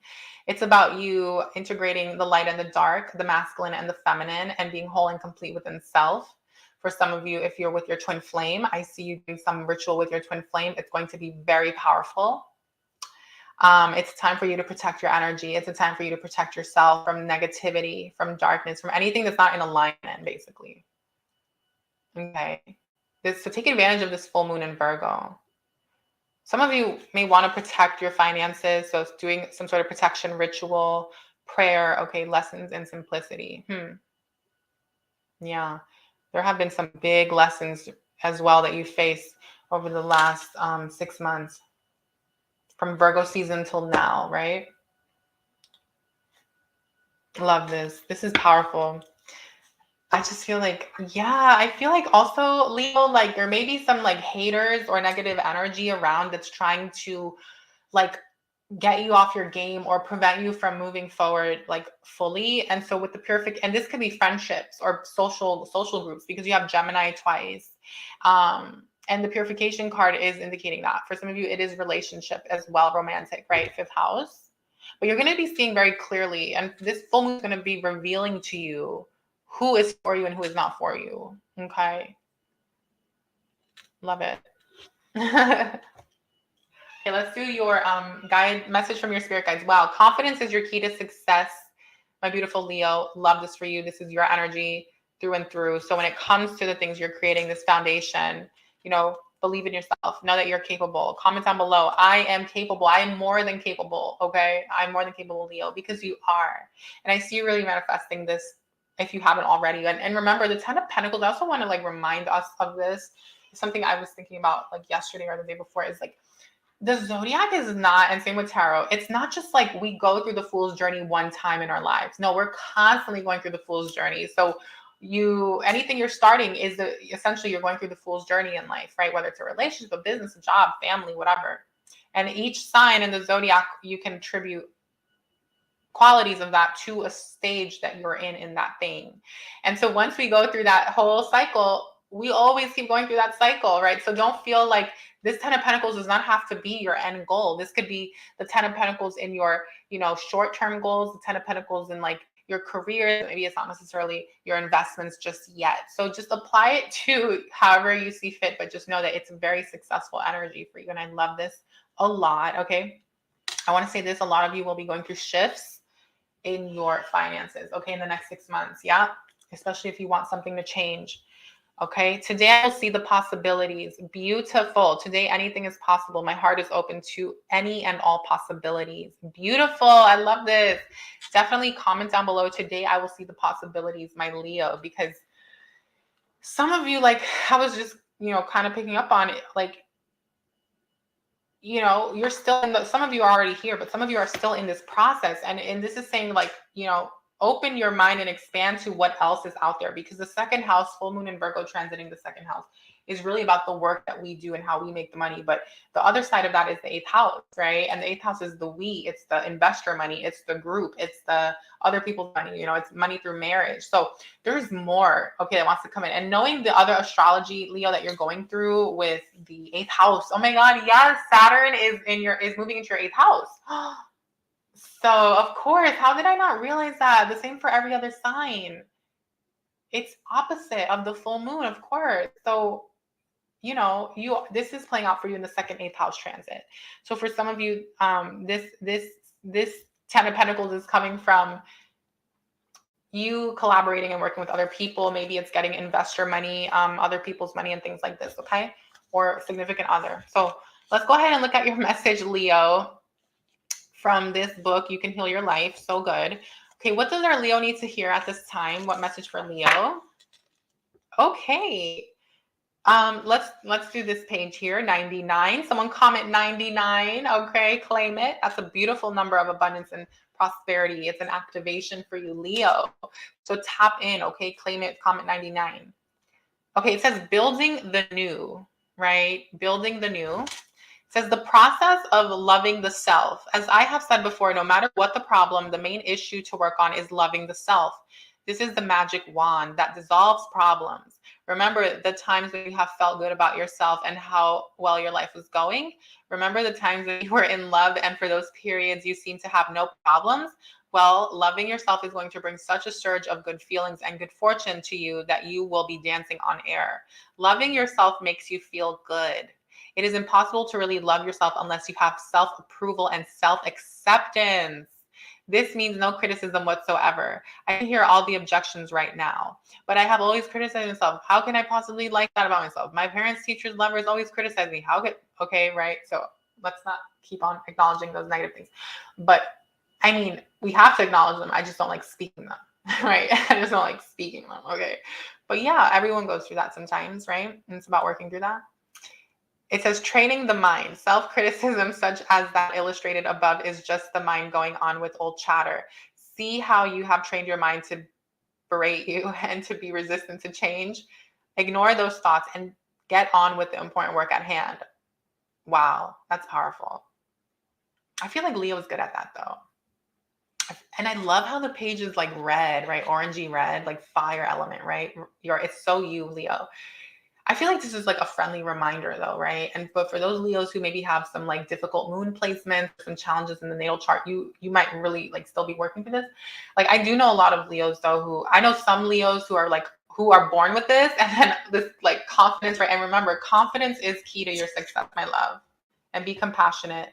And there's still a lot of healing, but at the same time, like I feel like this is all happening in the background of your life while you continue to build this wealth here. So anyway, let's keep going. It says, ignore those thoughts and get on with the important work at hand. Let's go back to an exercise we did earlier. Look in the mirror again and say, I love and approve of myself exactly as I am. How does that feel now? Is it a little easier after the forgiveness work we have done? Okay, I'm going to repeat that. Let's go back to an exercise we did earlier. Look into the mirror again and say, I love and approve of myself exactly as I am. Someone comment that down below. I love and approve of myself exactly as I am. And if you would like to take a picture of this, feel free. How does that feel now? Is it a little easier after the forgiveness work we have done? This is still the main issue. Self-approval and self-acceptance are the keys to positive change. In the days when my own self-denial was so prevalent, I would occasionally slap my own face. Oh no. I didn't know the meaning of self-acceptance. My belief in my own lack and limitation was stronger than anything anyone else could. Okay, yeah. If someone told me I was loved, my immediate reaction was what? Wow. So she went through some crazy things, but we must continue to love ourselves, right, guys? And to, and to, get to that level of awareness, right? I approve of myself. So, you know, Leo, I feel like this is stuff that you're going to be working through during this full moon in Virgo. It's funny to me because the Virgo energy is that energy of like very critical energy, right? And even though it is so critical, it's still able to push through and be practical, right? So that's very interesting. So something to know. And remember, you have the sun here with the confidence card and the Leo energy. So my love, keep on going. You got this, right? You got this. I love you all so much. Thank you so much for tuning in. If you enjoyed the reading, Leo, please smash the like button and give the video a thumbs up. It does mean a lot. I love when you guys give the feedback. Leave a comment. Where do you have Leo in your chart? Are you a Leo sun, moon, rising? Do you have Mercury and Leo? Let me know, okay? And thank you again for tuning in. Happy full moon in Virgo. Welcome to the channel. If you're new, be sure to hit the bell when you subscribe so you don't miss out when I post future readings. And if you would like a personal reading, definitely stay tuned for Saturday Tarot Live, where I come on every week at 1 p.m. on Saturdays to answer your questions on live. So that's especially good for those of you who maybe can't afford a live personal reading with me in private. So anyway, Leo, happy full moon in Virgo, and I'll see you on the next one.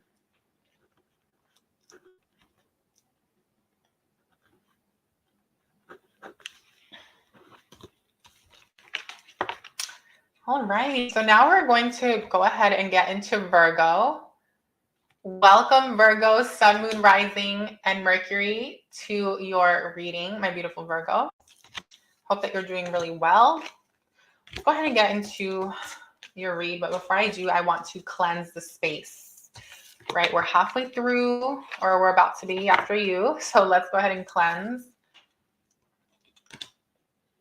I'm getting that some of you are being asked to cleanse, right? And this is a big deal, you guys, because this is happening in your first house, right? First house of self, Virgo. So, you know, you're going to be feeling this on a very personal level. And for many of you, because of that Pisces Virgo axis, this is a beautiful time for you to heal and release any negative beliefs of self, you know, self-doubt, you know, self-deprecating thoughts, and anything that, you know, those inner voices, it's time to heal them and clear them out and say, you know, where is this coming from? You know, who programmed me to believe this thing? Or why am I believing this thing about myself? Is it serving me? Is it true? And as you ask these questions and dig deeper and dive deeper, right, Virgo energy, doing that inner work, you can now lovingly and compassionately forgive yourself, forgive the other parties, and just like release it, right? So a great way to release is to do some sort of ritual where you're writing these things that you're releasing. So you could say like, I would start it out by saying, for example, like, thank you, Mother, Father, God, or thank you, Source, thank you, God, thank you, Universe, whatever it is that you want to start off your letter with. In this now moment, or first of all, I would say I'm so happy and grateful for everything in my life, or, you know, tap into the gratitude because that's going to raise the vibration. And then you could say things like, you know, in this now moment, I release all false beliefs, negative thinking, and misaligned, whatever, beliefs of self that are no longer serving me, such as ... You would write them out. And then at the end, you would, you know, end the letter how you would like, okay? By saying something like, also, I would then do another letter too. That's usually what I do is I write out another letter now where I recreate I create the truth. So I look at that page and rewrite all those negative things as positive things and affirm that, except that I don't burn the positive things. I only burn the negative things to purify and release it and send it back to source as divine white light and unconditional love. So for the positive things, I like anchoring them in, like when we set our intentions in the new moon, we work with the earth element because we're anchoring it in from the higher realms down. We're not necessarily releasing, okay? So that's just something to keep in mind, my beautiful Virgo. But thank you for coming here. Thank you for tuning in. Let's first go into how the full moon in Virgo is transiting your house. So I already spoke about the first house, and this is a great time to get some sort of health routine going over the next 2 weeks, moving forward into the next 6 months. It's a time for you to get on with like that workout routine. I personally don't believe in like heavy workouts, but because you don't want to overexert your body either. You want to do things that are healing and nurturing to your body, like walking, running, yoga, meditation, light weights, you know, things like that. But you do you. I just wanted to put that out there. It's also about you getting on with like a health routine when it comes to your diet, you know, eating healthier, eating cleaner, alkalizing yourselves. It's also a beautiful time to cleanse yourselves, right? Full moon in Virgo energy. That first house, though, is all about you and your body and your vessel. And I heard my body is my temple. So someone comments down below, my body is my temple. Okay. Any blocks, right? Like I already mentioned before, with that axis though, it is going to be about dismantling any illusions of self, right? Neptune, Pisces energy, anything that's not, you know, yours. And with the Saturn moving into Pisces, it's really a time to be a little bit strict with yourself, but also be compassionate because of, you know, the Piscean energy there. It's about being strict, but being compassionate. So it's not about being militant. It's about giving yourself some grace and forgiving yourself, but also being like, okay, but let's go, you know? So I see a lot of that happening for you at this time. It's kind of like almost, I'm feeling like fathering yourself, fathering and mothering yourself, because the moon is in Virgo, and then the Saturn is in Pisces, okay? As well as the sun. So a lot of these things are going to be revealed to you, not just for you, but for all of us, but especially for you, right, Virgo? Okay, so Virgo moon, Virgo sun, Mercury, you'll all feel this as well. And your chart ruler is in Pisces. So this is an important time for you to reprogram the inner voice, okay? And to really monitor the thoughts within yourself. Okay, so let's go ahead and get into your cards, Virgo. Thank you for being here. Leave a comment. Let me know where you have Virgo in your chart. I would love to know. I'm a Mars in Virgo native. Okay, I know we have a lot of Virgos on the channel. We have a lot of people with Virgo energy. Leave a comment. Let me know, you guys. So go ahead and get, okay. So your first card came out. Okay, this is crazy. So you have the Two of Cups, and it's so funny because I heard a song when I was bending over to pick it up. I heard okay, I heard a song called Boom Pan It by Hood Celebrity. It's like boom pan it, boom pan it. You say you want me if you come boom pan it, boom pan it, boom pan it. You say you want me if you come boom pan it. Tip, tip, tip, tip, tip, tip on me toes then. Bend down low now. Okay, so here comes the Two of Cups, you know, and the Two of Cups is about like relationship most of the time, right? It has to do with two people coming together, twin flames or soulmates, into union, but also it dealing with any relationship. It's about two people coming together and working together for the common good or the greater good of, you know, the group here of the both parties involved. Being that Virgo is the full moon in Virgo is transiting the first house, it makes me feel like perhaps there's an opportunity to come into union with self. I want to like kind of keep the focus on you, but I'm also going to give you a love message in just a moment, okay? Because we also have the number 10, which goes back to 1, which again is you. And it's about endings and beginnings. So it's almost like you, okay, I'm just going to say, like a lot of you are making peace with the past for many of you at this time and starting fresh, okay? Starting anew. Others of you, it's about you making peace with the shadow. This kind of looks to me like light, dark, or masculine, feminine, not to make the feminine seem like a negative thing because it's not, okay? I'm just giving you the polarity example. And it's about you accepting those parts of yourself, like we spoke about in the astrology part, that, you know, that you maybe have been trying to hide or neglect. It's about you actually bringing them out into the light and loving them and nurturing them and integrating them into who you are as a person, right? Your identity is your first house. So it's about acknowledging those shadows, right? Ritual, again, this is giving me very much what we spoke about, doing some sort of ritual during this full moon. Again, you have 2 weeks, guys. Don't feel like you have to do it on the full moon. I mean, it's always recommended, right? On the 6th, which is tomorrow, or the 7th on Tuesday, but you have 2 weeks to do any type of work on yourself in regards to this area before moving into Aries season. Attraction. Yeah. Okay. So let's do the love message, right? You have the 7th house here, Libra energy with the number 7, and you have the 2 of Cups. I feel like you're coming to a space, Virgo, where as you continue to do work on yourself and as you continue to love on yourselves, you're now being you're now calling in new love, or calling in like a soulmate or a twin, or being able to now be in a healthy relationship. If you're already in a relationship, it's the more work you do on yourself, it's going to positively impact your current relationship. Okay, it's gonna be of benefit to you and your person. So that's really nice. It's also that inner voice, right? It's the conversations we have with self, right? Mercury energy is your chart ruler, Virgo. And anyone with Virgo is going to feel that as well, with the Mercury being in Pisces, opposite the moon, opposite signs of the moon. I like this a lot. It's about harmonizing yourself. There's something here about also maybe healing a relationship. I'm just going to say it, guys. I'm going to move away from the transit and just focus on the tarot. And I do feel like there's an opportunity at this time to heal a relationship. And part of why that's coming up too is because with the Virgo rising, right, your descendant is your other person. It's going to be, your significant other. So for you, it's Pisces. It's a Pisces energy type person. If you have Pisces in your chart, for example, you're going to be feeling this as well, or you're going to be healing this or reconciling, right, with someone, or you could be thinking about moving into a new relationship and guys, also this is over the next 6 months, because we're tapping into the lunar cycle, right? We work with these cycles in 6-month time frames.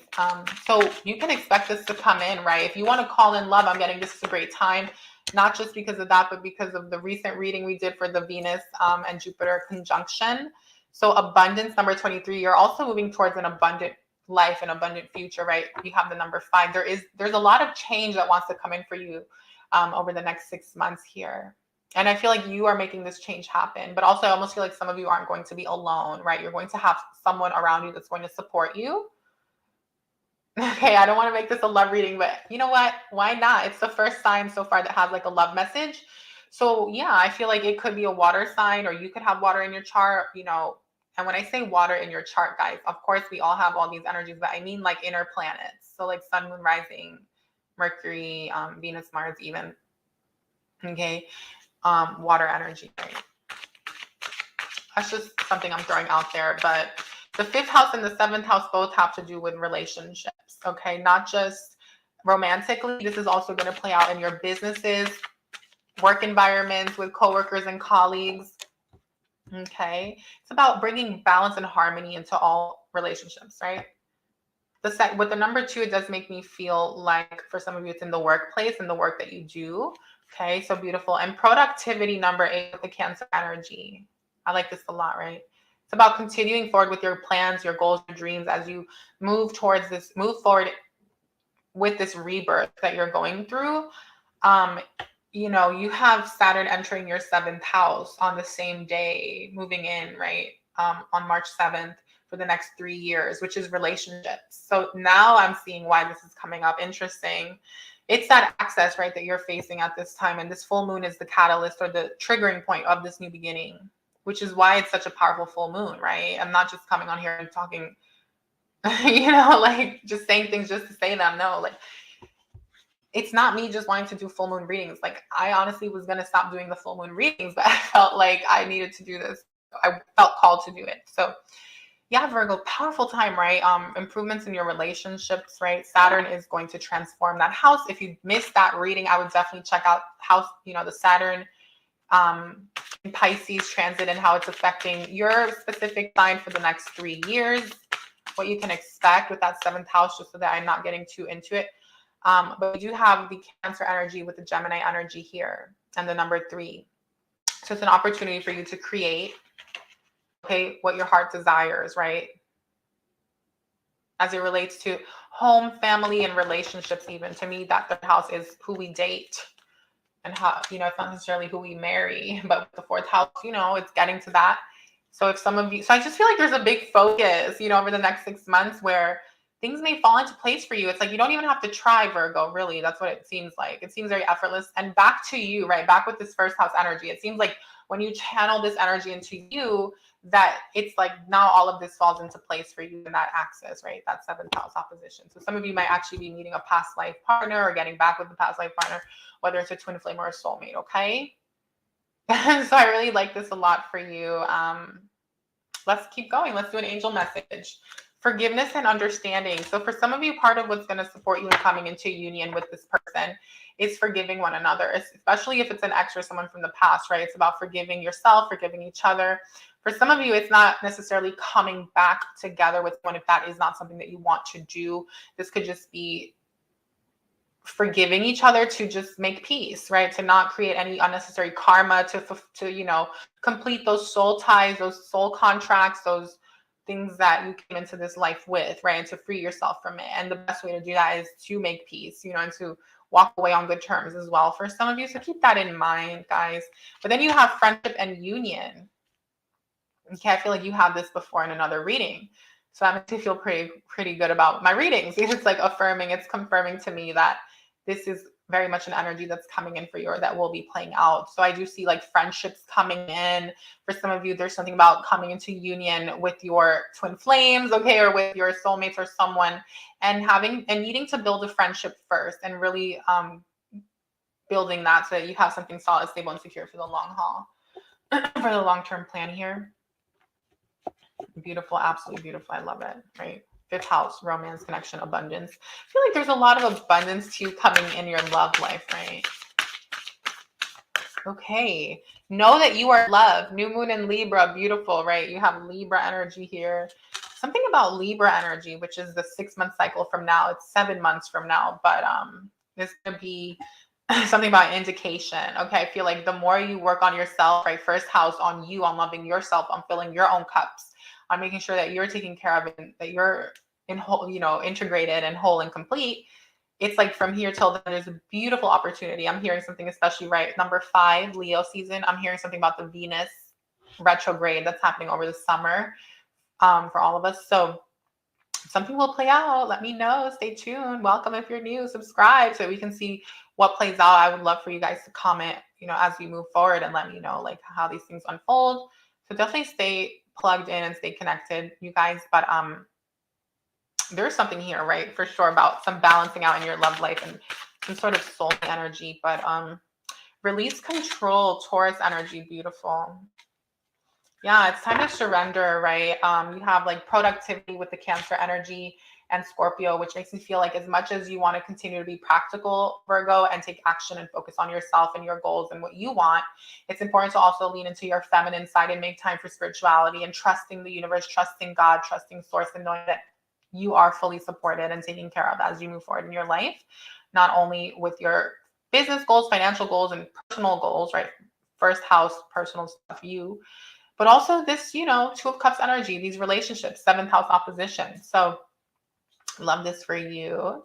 Let's go ahead and see what the universe would like to communicate at this time. A time for healing. I can't make this stuff up, guys. You know, 2nd house, 2 of Cups, time for healing. Libra. This is beautiful. Absolutely beautiful. I see you guys healing with someone, making up with someone, or healing through a new relationship as well. Okay. Not to sound like you're codependent on someone to heal you, right? But to say that, you know, because you've done the work on yourself, now comes this relationship that kind of just seals the deal and puts the cherry on top. Okay. So that's for some of you. Well, for all of you. But what I meant to say was, apply it to your situation how you see fit and listen to your heart and your guidance when it comes to the things that you want in life. Okay, Virgo. I'm sorry, is this for Virgo? Yeah. Virgo. Okay, let's get your affirmation. Today I am resourceful, beautiful, right? Mercury energy, you're ruled by Mercury. Very beautiful, right? Today I will turn anything into an opportunity. I love this. So this is saying like stay open, you know, stay very keen and perceptive, Virgo, to the next 2 weeks. There's something here about a new opportunity. There are resources that want to come in to support you in making something happen here. Absolutely love this. Someone comments down below, today I am resourceful, okay? Today I am resourceful. All right. So let's go ahead and do your message now from the You Can Heal Yourself, You Can Heal Your Life book by Louise L. Hay. Love this book. So let's go ahead and get a message for our beautiful Virgo, please. Virgo for Virgo. Okay. Lessons can be learned through awareness. So first and foremost, you have the number 69. If this is not a synchronicity, I don't know what is, right? 6 plus 9 equals 15. 1 plus 5 is 6. This is your confirmation that this is so meant for you. Someone comments down below 69. Okay, I'm also seeing Cancer energy, water element, right? Mothering, loving yourself, also loving yourself. I mean, union with a water sign or something about water sign. Guys, this could also be healing with any relationship, okay? I feel like it's relationships in general, right? First house, seventh house axis. It starts with you, but then it trickles out to your other relationships. And seventh house is not just romantic. It can be business partners, colleagues, associates. But with this energy, it could also be family. Okay. And it says resistance to change. Interesting. So maybe some of you have been resisting something, but it says lessons can be learned through awareness. If you think of the hardest thing for you to do and how much you resist it, then you're looking at your greatest lesson at the moment. Surrendering, giving up the resistance, and allowing yourself to learn what you need to learn will make the next step even easier. Don't let your resistance stop you from making these changes. We can work on two levels. One, looking at the resistance, and two, still making the mental changes. Observe yourself, watch how you resist, and then go ahead anyway. Interesting. This reminds me of the Leo reading. Nonverbal clues. Our action often shows our resistance. For instance, change the subject, leaving the room, going to the bathroom, being late, getting stuck, procrastinating by doing something else, doing busy work, wasting time, looking away or out of the window, flipping through a magazine, refusing to pay attention, eating, drinking, or smoking. Okay. Creating or ending a relationship, creating breakdowns, cars. Okay. That sounds very toxic. Creating breakdowns, that's very, very strange. Okay. But I guess some people do that, right? So it says assumptions. We often assume things about others to justify our resistance. We make statements such as, it wouldn't, okay, you know what? I'm actually feeling this because I have Chiron in Virgo and Mars in Virgo. So, and I did say, guys, at the beginning, I said, please watch any, whatever planet is, whatever sign is in your sixth house, be sure to watch it, right? Okay. It says, we often assume things about others to justify our resistance. We make statements such as, it wouldn't do any good anyway. My husband/wife won't understand me. I would have to change my whole personality. Only crazy people go to therapists. Okay, I'm going to skip all of that and go to the next one. Beliefs. We grow up with beliefs that become our resistance to changing. Some of our limiting ideas are, it's not done, it's just not right, it's not for me to do that. That wouldn't be spiritual. Spiritual people don't get angry. Men and women just don't do that. My family never did that. Love is not for me. It's too far to drive. Okay, so it's basically like listing all these things. And then there's the them, right? We give our power to others and use that excuse as our resistance to changing. We have ideas such as, God doesn't approve. I'm waiting for the stars to say it's okay. This isn't the right environment. They won't let me change. I don't have the right teacher, book, class, or tools. Okay, so it's just excuses making. But this is so in line with the Virgo energy, right? Because for you guys, because for, I guess, anyone, right?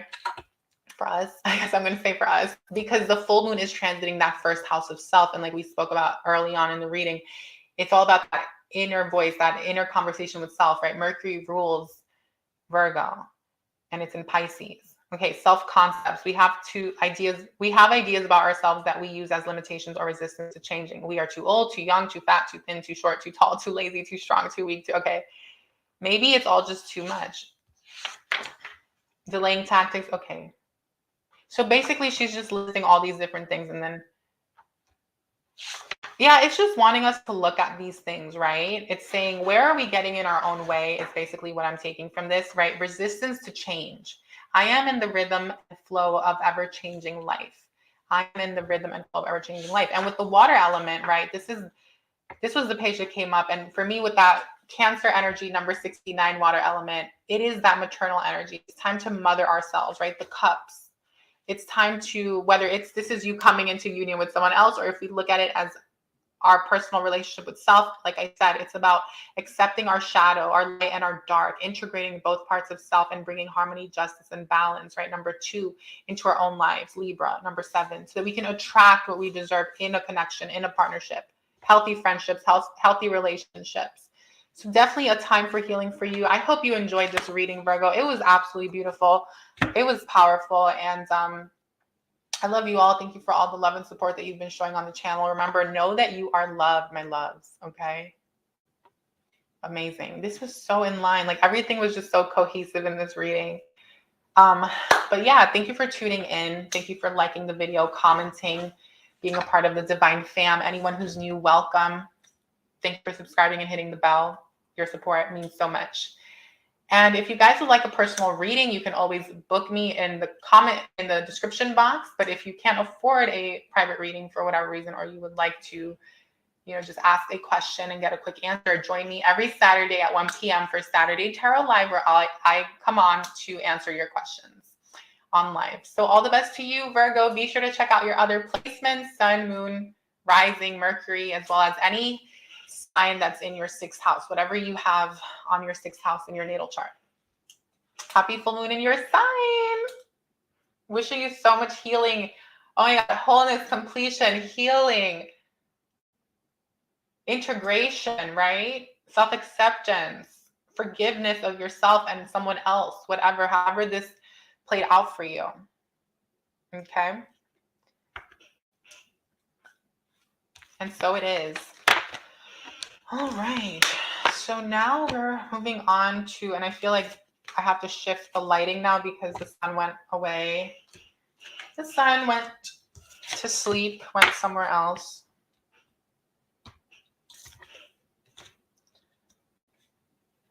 Here comes the moon.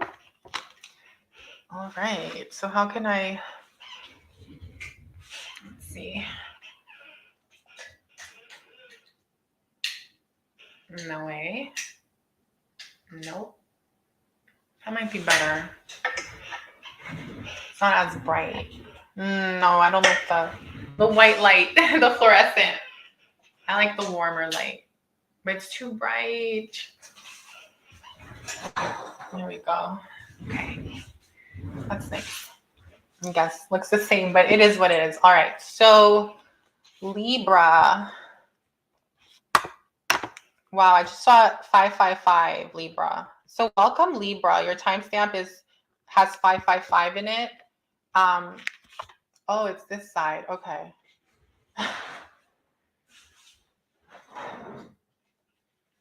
my God, I feel like I want to close the curtains because it's fine. Okay. Yeah, I don't know. Okay. Anyway, let me start over.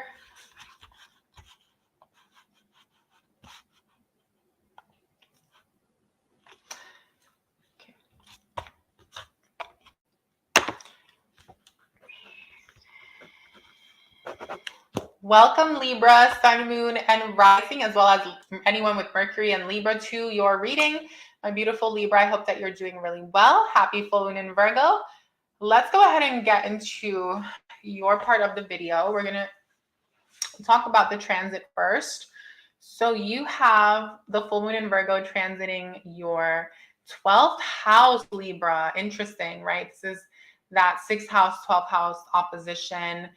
Okay, this Pisces Virgo axis. And for many of you, Libra, you're going to be experiencing this in a very profound way, right? On a very internal level, on a psychic level. So there may be things coming up for you that you're going to be looking at, like, 12th house is that spiritual death and rebirth energy. So whatever plays out for you at this time, whatever's coming up to be healed, coming up to the surface, things that maybe you didn't realize were unresolved, things from the past, this is a time for you to cry. It's a time for you to actually be very compassionate with yourself and not allow the full moon in Virgo to make you too hard on yourself and critical. That don't criticize yourself is what I'm getting, Libra. Be careful of that, because this full moon will make you more prone to do that. But instead, you're being given an opportunity with Mercury being in Pisces and Saturn moving into Pisces in your what was it? Your 6th house, right? That opposition, right? So it's just a powerful time for healing. And this can come out in so many ways. I do feel though it's more of a spiritual internal thing. Some of you might have some sort of health issues. The next 2 weeks are going to be a beautiful time for you to look at this, to explore, very much like Aries, to explore alternative ways of healing, right? To go online or research and look at different things you can do, like look into herbs, working with herbal medicine, alkalizing yourselves if you are dealing with anything. Obviously, this is not medical advice. So, but it is advice from someone who has been able to heal themselves and through these modalities and things like this. So yeah, my beautiful Libra, I know we already spoke about this in your Saturn and Pisces reading. I do encourage you to check that out. So, this can come up in different ways as well. Some of you could actually be going through a breakdown in your life of some kind, where you feel like something is breaking down, whether it's financial, maybe it's emotional, maybe it's a physical thing like a health ailment or something. Definitely let me know if you would like to share. Let's just go ahead and jump into the cards. But I want you to know this, right? Whenever we have a tower moment or a death and rebirth moment, it leads us to a new beginning and a clean slate. So this is happening just in time before we move into Aries season and we start the astrological new year. You're being given this opportunity to basically tie up these loose ends and address these things that are coming up and heal them during this full moon in Virgo, okay? 6th house, 12th house axis, okay? So let's go ahead and move into the cards. What's come full circle here for you as a result of the previous lunar cycle and the one that's coming in? So last 6 months, please. Okay, the tower, right? Last 6 months to the next 6 months. I don't know if I should honor this, but I am. And then you have the 3 of Cups at the top. Yeah, this is really in line with the transit, the full moon in the 12th for you, Libra. Again, whatever's falling apart or crumbling down, allow it. This is a time for healing. It's a time for releasing, right? Full moon energy.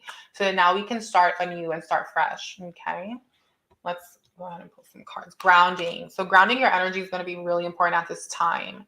You have the sun and the moon. So there's a beautiful opportunity for you to integrate shadow and light, right? Spiritual tower moment, 12th house, is about sometimes it's the death of the ego, right? The tower. Other times it's beliefs, beliefs and things we've been holding on to about ourselves that might come up. Whatever it is, it's just important to be very compassionate, but the light will definitely be shined on what's been hidden and what you've been maybe not addressing. With the number 5, it is showing me that there is change, right? And there's an opportunity, Virgo, to problem solve, right? Grounding, working with cards, right? Like you're here doing tarot. So this is really nice. There are definitely a lot of guidance. There is a lot of guidance that wants to come to you at this time during this full moon in the next 2 weeks. Divination and things like this. Spending time in nature is going to be really important. Okay, here we have affection, very, very in line with the energy so far, right? With the transit in your 12th, with the tower card, here comes the number 12, right? Which is what we were talking about. And with affection, Libra, it's about you doing the shadow work. So some of you might actually be facing some sort of like stuff that you're needing to heal, like in the mirror, like, like loving the parts of you that maybe you have like been running from, or the shadow. It's also like forgiving yourself from the past and releasing it and letting it go. Okay, for some of you, Libra. Okay, and then with Taurus energy here, it is making me feel like there could be a financial situation for some of you. Let me know if that resonates. But with protection and Aries energy, I do feel like this is saying that you are protected, but also it's important to continue to protecting yourself, my beautiful Libra, especially with any new beginning that you want to embark on. I feel like you've been on the verge of a new beginning, and a lot of you may have felt like there was some challenge, some delay, some blocks, but it's always darkest before the dawn, right? It's always like dark before you get to the light. And that's kind of what I feel like has been playing out for many of you, right? This is the past. 9 is like that energy before we make it out to the other side, okay? Right, it's coming in. Here comes the number 2 again. Interesting. So there's an opportunity moving forward for balance and harmony. You have the Pisces energy and the communication card. And Mercury is currently in Pisces. So part of what's going to support you during this full moon in Virgo, which is also ruled by Mercury, is the inner voice, the way you communicate with self, right? Here you have the plume, the plume with the ink. So it's important that you make time for journaling, for scripting, for writing. It's a time to forgive yourself on paper, my love, right?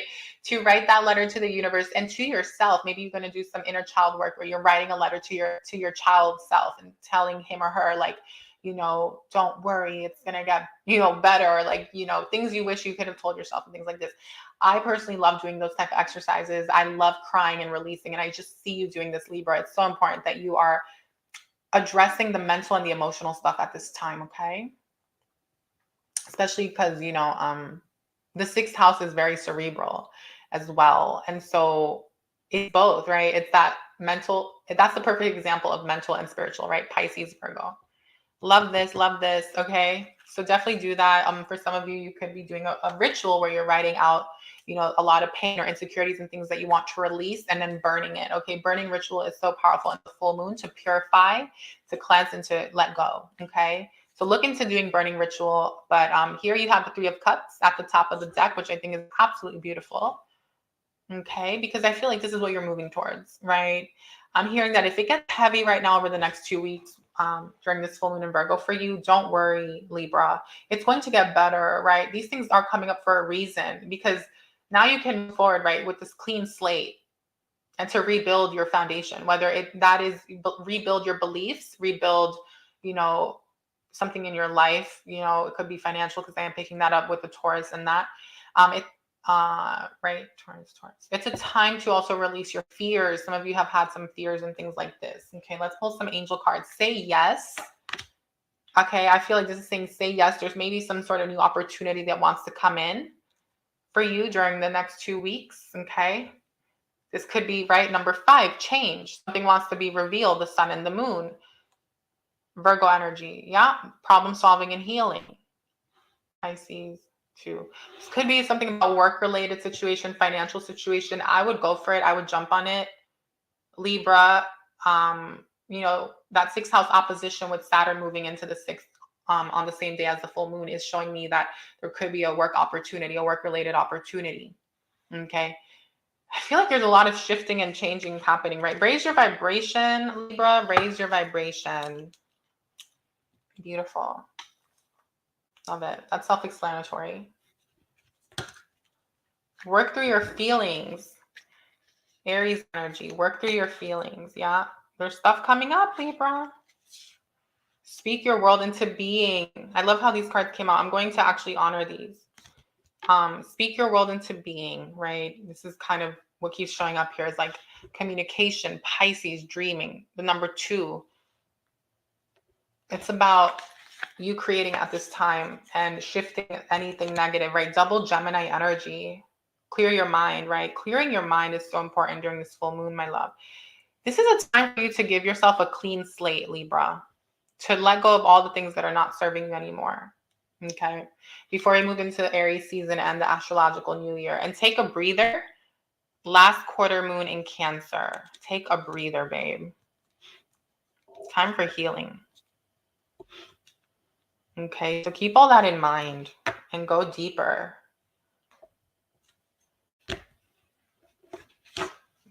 I think I heard happy Deepavali. So someone could be or Diwali, happy Deepavali or Diwali.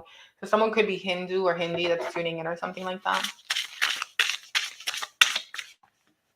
Opening circle, but I'm gonna actually shuffle because Vervain, everlasting, spellbound, soul alignment, releasing and protection. Number 9.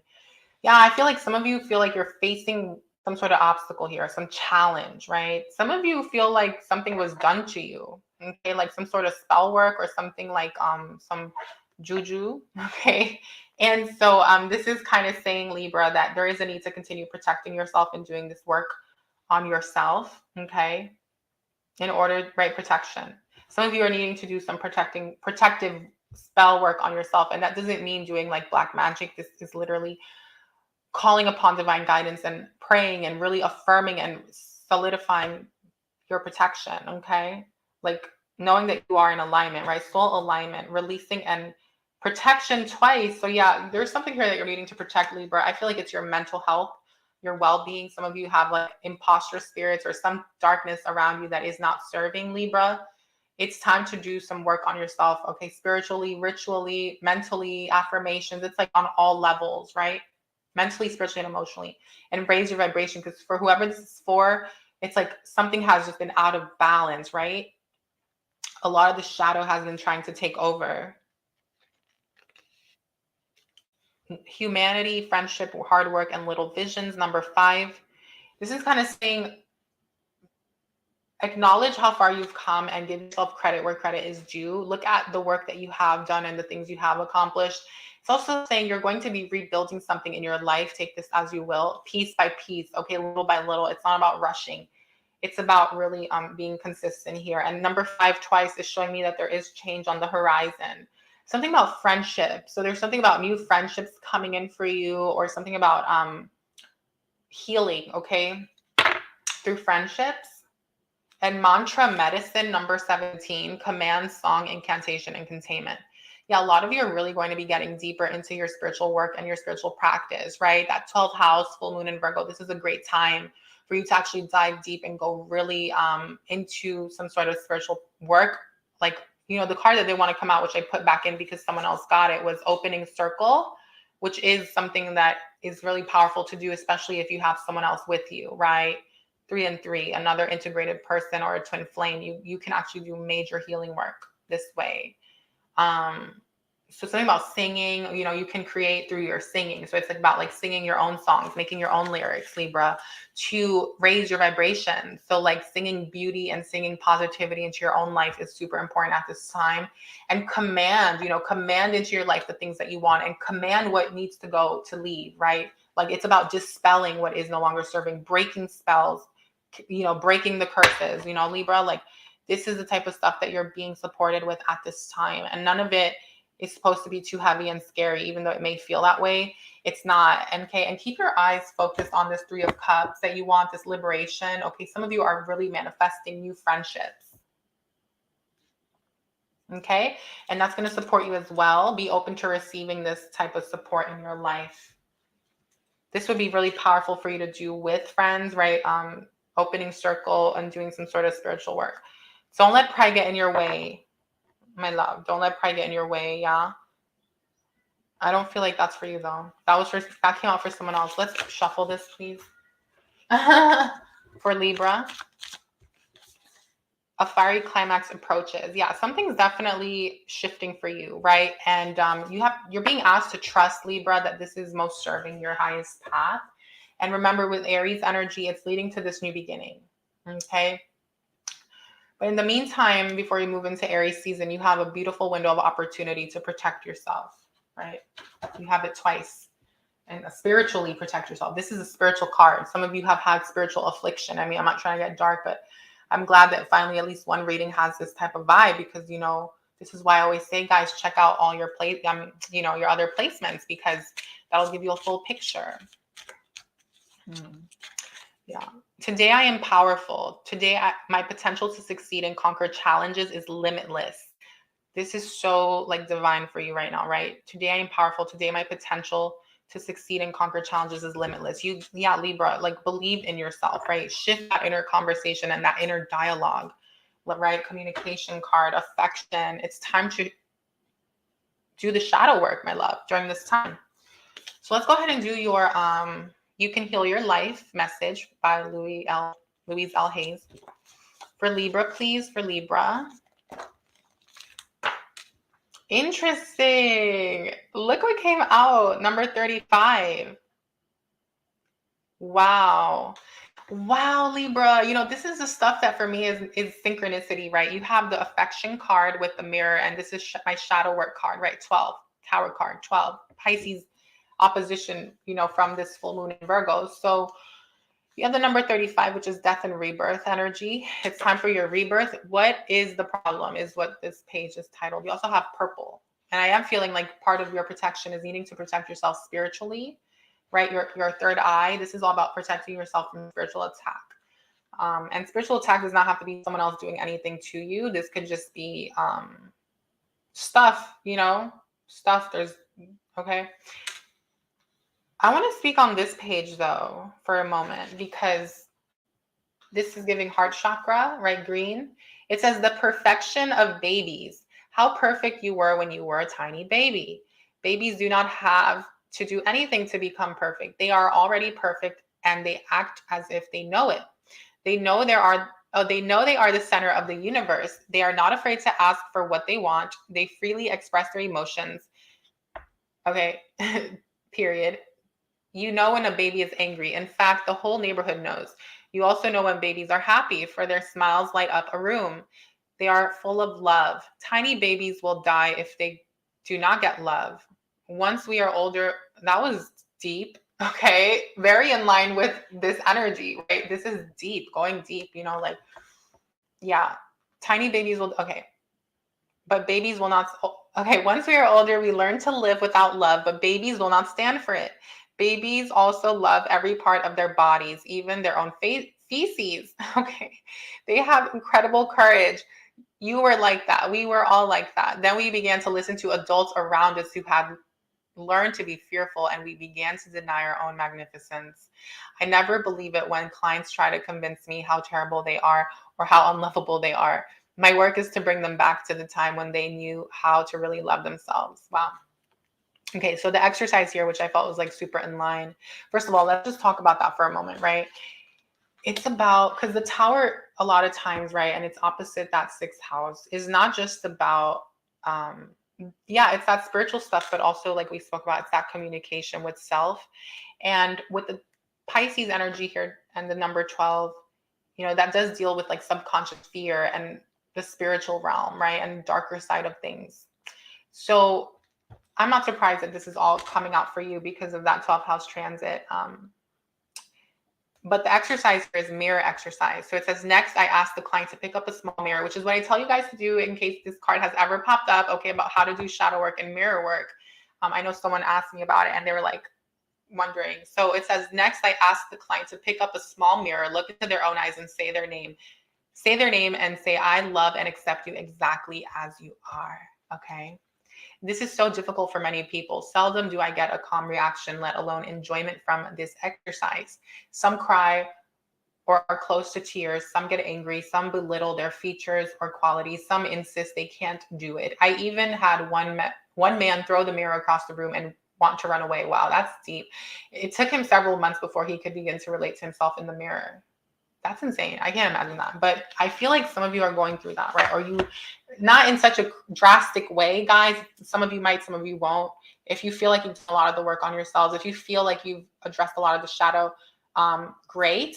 But remember that this full moon in Virgo in your 12th house, opposite the 6, is giving you this opportunity with the tower. Okay. So just be kind with yourselves, guys. Be compassionate as well. Okay, it took him several months. I don't want to like tap into the negative messages here. Not that they're negative, but I think we got the memo though. This simple exercise shows me so much. In less than an hour, I'm able to get some of the core issues that are beneath the outer problem. If we work only on the level of the problem, we can spend endless time working out each and every detail. And the minute we think we have it all fixed up, it will crop up somewhere else. The problem is rarely the real problem. She was so concerned with her looks and especially with her teeth. She went from dentist to dentist, feeling each one had only made her look worse. She went to have her nose fixed and they did a poor job. Oh yeah. Each professional was mirroring her belief that she was ugly. Her problem was not her looks, but that she was convinced something was wrong with her. Yeah. So it's time to do some healing work, some shadow work, Libra. And this is really just saying like the shadow work is also like you saying, like you knowing, right? And forgiving, right? Forgiveness is so important here. Some of you might have the Virgo energy in your chart. If you do, I think it's going to support you so much because in that reading, we really dove into that more.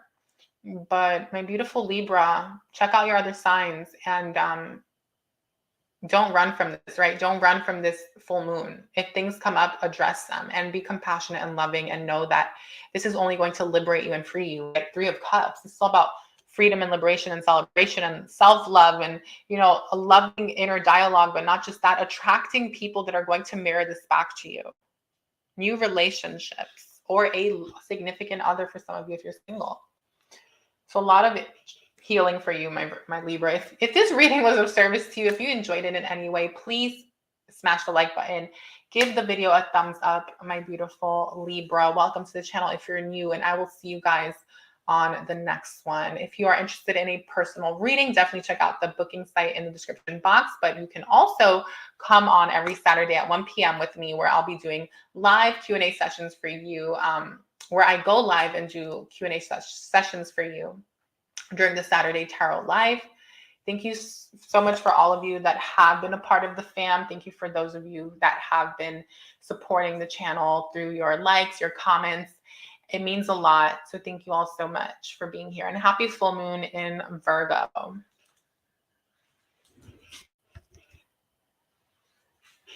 Okay.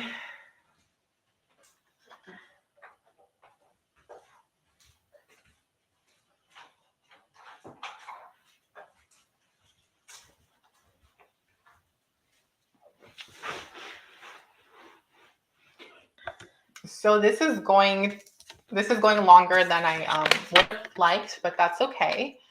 There's a reason for it. So I'm just gonna trust that. And I really just wanted to provide healing. So yep. So I feel good about it, which is a great sign, because sometimes I feel drained when I do readings, and that's when I know, okay, like this is either not necessary or something's off. I actually really like doing the full moon readings like this. We used to do them differently, guys, for those of you who know. So I think this is a beautiful, beautiful way to do them. All right, so we're going to get into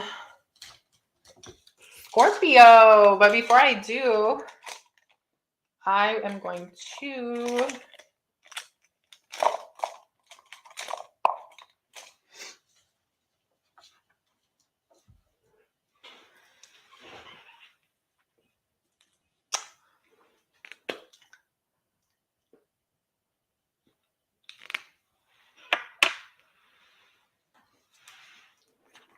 let's add some music.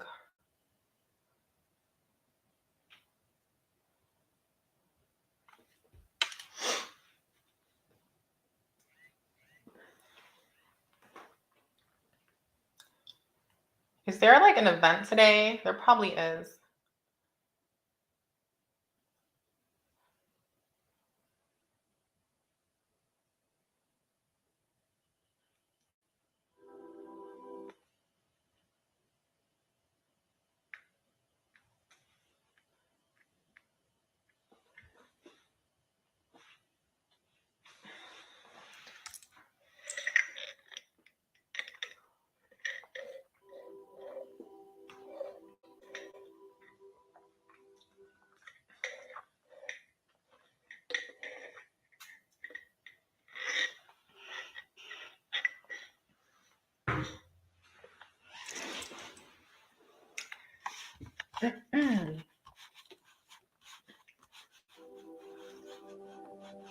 Let's see what's going on here.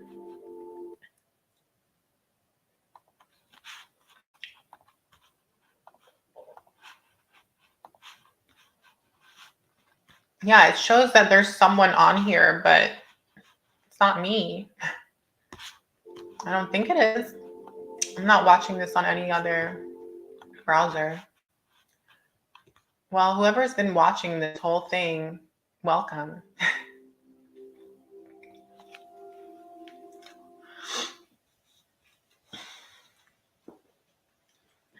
Okay, so I don't know what's been going on with this phone. The music's not wanting to play. Let's try this one. Oh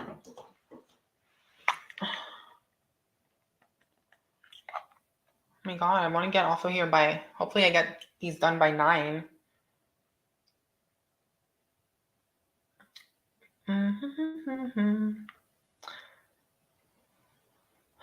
So let's see. That's just great.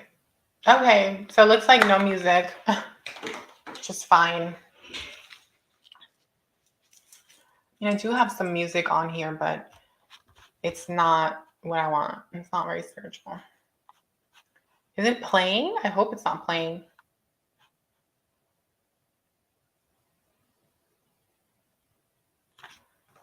These fruit flies, my gosh. Yeah, I'm not even gonna like play that because I don't know what kind of music that is that's on here on the computer. Okay.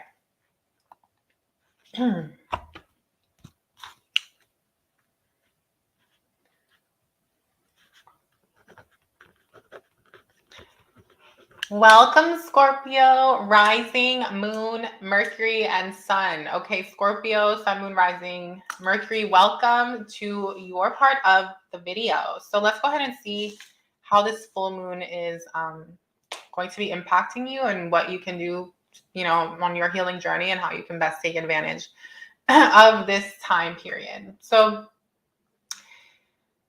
this full moon is going to be transiting your natal 11th house. Okay.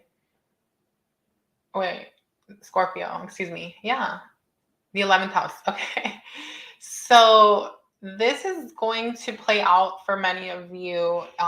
For some of you, it could be playing out with your friends, with your communities. There might be something about healing in this area of life. Okay. So there may be some relationships or friendships being challenged right now. For others of you, there's something here about elderly. Okay, same with Libra. I forgot to mention that. Yes, elderly people in your lives, right? I forgot to mention that. Could be playing out. There's also this energy here, right, with Saturn in your 5th house of your long-term gains. Okay, Scorpio, and looking at everything that you've done to this point and the fruits that you have reaped to this point, right? The rewards and really kind of examining that. Some of you are going to be reevaluating, you know, has this been worth it? Has this brought me the fulfillment that I want in my life? This business, this career, this job, this relationship, is it really bringing me what I want for my long-term plan? Some of you that have been focusing on the long-term plan are really looking at this during this full moon. So it's going to play out over the next 2 weeks.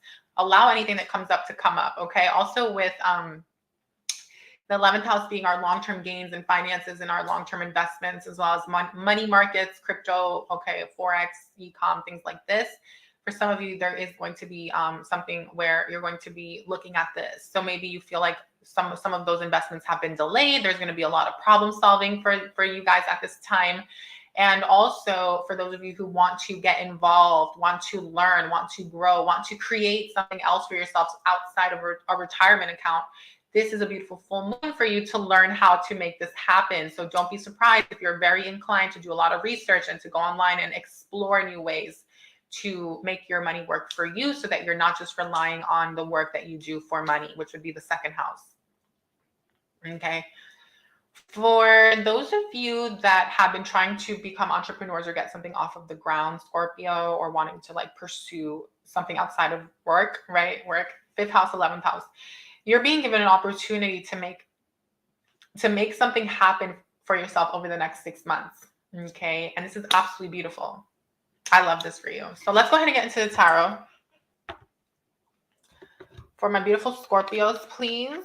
Let's see what's going on. What's come full circle over this lunar cycle from the new moon in Virgo till now, and what's coming in from now till the next new moon in Virgo, full moon in Pisces, right? That's what I forgot to mention. Yeah, it's full moon in Pisces.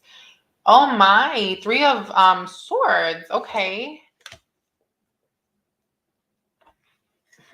Scorpio, in your 11th house. I'm just going to deliver the message. Take what resonates, leave what doesn't, okay, and apply it to your situation as you see fit. I will go from specifics to more general messages, and watch your other placements. But let's go ahead and get into it, okay? I think it's going to be a very powerful message, right? We're going to talk about this in a moment, but you have the 3 of swords, and knowing that this full moon is in your 11th house, I do feel like some of you may have had a lot of betrayals in your life, Scorpio. A lot of people that have backstabbed you, a lot of people that made you feel like they were, unfaithful or unloyal, right? And it's this energy of like especially surrounding your friends or community or something like this. You could actually be facing a situation as well where you feel like you were lied to, or you got the short end of a stick. Okay, it doesn't just have to be with friendships too, right? It could be investment, something business related. Maybe it's something about your retirement account. Maybe it's something where you expected something and you didn't receive it, right? And again, let's go outside of the retirement accounts and the money and the finances and the friends. Let's look at this as anything that you've put your heart and soul into, your tears, your blood, sweat, tears, and time into, right? 11th house, that you've invested your blood, sweat, and tears into, feeling like it has not given you what you wanted or what you deserve, right? So that's something that's coming up for you during this full moon, and you're going to be addressing this and really examining it and saying, how do I take these daggers out of my back? How do I take these swords out of my heart? Whether it's forgiving others and moving the heck on, because for some of you, forgiving does not mean forgetting, okay? Also, it is about learning lessons, Scorpio, and it's also about picking yourself back up and moving forward confidently, right? And saying, I'm not going to let this dictate my future, and I'm not going to let these disappointments or quote unquote failures or things that didn't work out or go as planned to prevent me from really manifesting what it is that I want in my 11th house, right? Which is your long-term gains and, your successes and things like this. Okay. Same with friendships. Friendships are going to be revamped, right? A lot of people are going to be experiencing this. A lot of Scorpios as well, and relationship. Okay, a lot of relationship stuff with Saturn in the 5th house, but it's basically you moving away from all of this is what I'm seeing. So allow this full moon to support you in purging and clearing out all these things, right? Focus card number 35, death and rebirth. It's your energy, Scorpio, with Sagittarius. It's about you focusing on the end goal, your goals, your dreams, not the things that didn't work out, right? This full moon may bring this stuff up, but it's bringing it up for you to clear it out and to be grateful. Okay, be grateful, Scorpio, because if we focus on the lack, we focus on the negativity, and we see ourselves as victims, it's going to attract more of that. But if we see ourselves as not victims and see ourselves as, survivors, or, survivor is kind of victim, but it's a step up, right? Or thrivers, winners, fighters, people who have overcome challenges and are better than ever, right? Stronger than ever, because that's what you want these things to make you, is stronger, not break you, right? Make you, not break you. And so you're in this process where you're really, I feel like you're going to be processing a lot of what's taking place in your life. It's finally going to come up to be processed, is basically what I'm trying to say, especially if you have been very focused, because this was reversed. This was saying you've been so focused, my love, that you haven't had time to address more of the emotional stuff. Okay, because you've been too practical, not too practical, but you've been very practical. There's nothing wrong with being practical. So you have Virgo energy, major healing with the number 1 in clarity. Love this. Your third eye is going to be opening up. You're seeing things for what they were. You're seeing something for what it really is. And this is so important because this full moon is now allowing you to move on, right, Virgo, towards this new beginning. In just in time for Aries season, right, for the astrological new year. And so now you have this opportunity to move forward with a clean slate. Okay. Hope number 32. This full moon is also bringing you a lot of hope. And so it's a time to stay hopeful. I heard Hope, the Hopeful song by, I think it's Faith Evans. It's just a very positive, uplifting song, right? It's like, hopeful, hopeful. Yes, I am hopeful today. Let the music, let it take you away. Hopeful, hopeful. It's like, I know it ain't easy, but things are going to change or something. I don't really know the lyrics, but it's an older song. So it's that energy, my love. It's like, know that something's got to give. Also, Scorpio, know that things will get better, right? I love this. They already are, it's all perception too with that Pisces Virgo axis. It's like, don't get caught up in the negative side of it, right? Stay on the productive, positive side of it, which would be the Virgo side. And I see you doing this, right? This is a beautiful sex style, right, between Virgo and Scorpio. So here you have the number 25 with Gemini energy and the cleansing card. So it is a powerful time for you to continue cleansing yourself. Some of you are purifying your friend groups, your social life, kind of, refining yourselves here with the number 7. It's bringing balance and justice into these areas of life. So relationships in general, anything that you were invested in. Okay. So take advantage of the full moon, healing energy, beautiful. Say no. Yeah, some of you are needing to say no to this ex, this toxic situation, these toxic friends, whatever it is, whoever it is. You know, set those boundaries, right? Know your worth, Scorpio. You've learned the lesson. You don't need to repeat these things again, right? It's okay to say no is what I'm hearing. And healing energy. Yeah, someone might try to come back in too because of the opposition being the fifth house of that 11th house. And Saturn moving into your fifth house on the same day as the full moon. This is kind of saying, okay, over the next few weeks, you know, an ex may try to come back, something or someone might try to come back that you've already learned that lesson. And it's a test. It's just a test. You know, the universe will do this, okay? But Saturn always brings us rewards. So remember that. Okay, healing energy, Scorpio, beautiful. Stay focused on yourself. Stay focused on your rebirth, your journey forward, expanding yourself and creating the life that you want, right? Healing your heart chakra as well. Okay. Go deeper. New moon in Scorpio. Interesting. Yeah, it's time to really go deep, Scorpio, during this full moon and to figure out exactly, you know, why things played out the way they did. Where did you maybe have part in this? How did this happen in the first place? But what's beautiful is that this full moon, and also you're going to be seeing the truth about a situation or the people around you or someone here. It's going to bring clarity and you'll be able to cut what these people or the situation out and move forward with this new beginning. Number one, right? This new path just in time for Aries season. Know your worth, my love. Beautiful. Know your worth, Scorpio. For sure, 100%. You know, don't allow these toxic or abusive or negative people or situations and things that played out in the past to like dictate who you are and what you're worthy of, right? It's time to heal that. It's time. I love that for you. Yeah, I see you really healing, right? Protection, ritual, lessons, and simplicity. Beautiful. Yeah, lessons have been learned for sure. That's what's beautiful about going through these disappointments and betrayals is that we learn from them, we grow from them, right, Scorpio? And so that's part of your 35, your rebirth. So it's about channeling all the pain and the negativity or the heartbreak into making you, not breaking you. And so that's what's so nice about this for you with this 11th house transit. Okay. So be bold and make the first move. Interesting.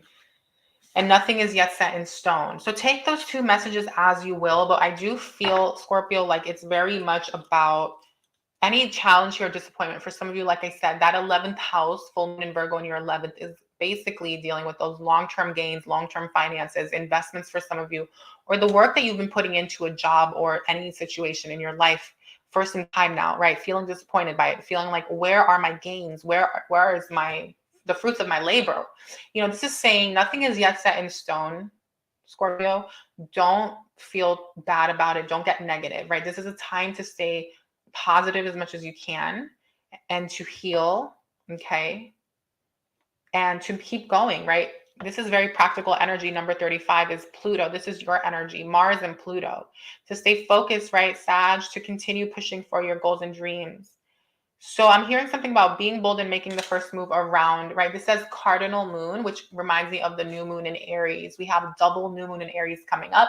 Something about Aries season for you is going to be a time to really like pounce on something or take action, right? There's new opportunities that are going to come in that are bringing you a lot of hope, right? 38 is 11th house, Taurus energy. These two houses are both financial houses, okay? And they have to do with the long-term plan, the 10-year plan, building something solid, stable, and long-lasting. So definitely don't worry, my love. You know, this full moon is going to just reveal what needs to be revealed and process it, right? Heal and let go. And so I do just want to say this, though. There's something here about protecting yourself, right? With the protection card in the opening circle, number 33.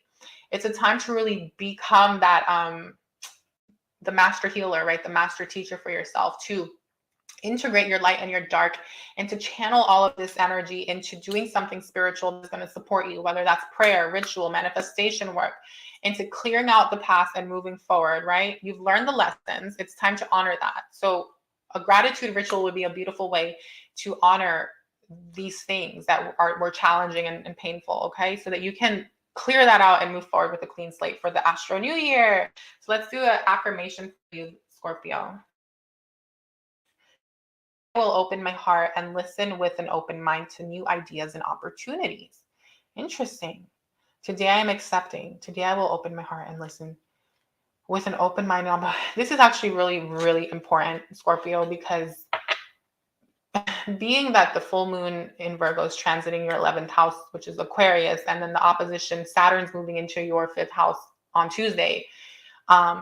These are both fixed energies, right? Fixed energies, and so are you, right? Scorpio is fixed energy. So this card, I feel like, is going to be your key here moving forward, not just now during the full moon over the next 2 weeks, but over the next 6 months, guys, right? We work with these lunar cycles in 6-month cycles. It says, I will open my heart and listen with an open mind to new ideas and opportunities. This is your key to success, to creating whatever it is you want to create and to move away from the challenges. Okay. So keep an open heart and an open mind, my love. Okay. Love that. All right. So let's go ahead and move on to your message from the You Can Heal Your Life book by Louise L. Hay. Okay, for Scorpio, please, what can we get for Scorpio? What do they most need to hear at this time?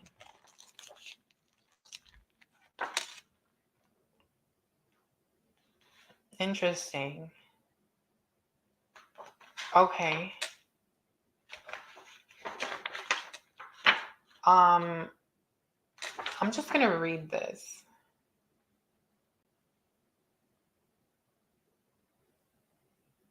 Okay, this is interesting because it's talking about sex, and Scorpio rules, sex.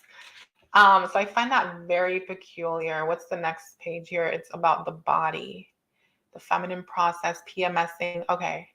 Okay, I might read this though. I think this is going to be really insightful. I'm trying to see what it has to do with here though. Okay, yeah, three of swords. Yeah. Okay. Okay, let's read it. So the genitals. Wow, this book is going there. Okay. I have not read this part yet. So let's do this page. It says, okay, I'm not advocating that everybody, by the way, you have the number 162, which adds up to 9. And to me, that is expansion and liberation, right? And here you have the number 35 again, which is your energy with the Sagittarius energy, which is the number 9. So that's something to think about. Some of you are freeing yourself from this heartbreak here. Could have been a long-term relationship too, by the way. Anyway, it says, I'm not advocating that everybody run around having free sex at all times. I'm saying that some of our rules do not make sense, and this is why most people break them and become hypocrites. Interesting, because that 11th house is the house of hypocrisy, right? And the full moon in Virgo is transiting that house for you, okay? It says, when we remove sexual guilt from people and teach them to love and respect themselves, then they will automatically treat themselves and others in ways that are for their highest good and greatest joy. The reason we have so many problems with our sexuality now is because so many of us have self-hatred and self-disgust. And so we treat ourselves and others badly. It is not enough to teach children in school the mechanics of sexuality.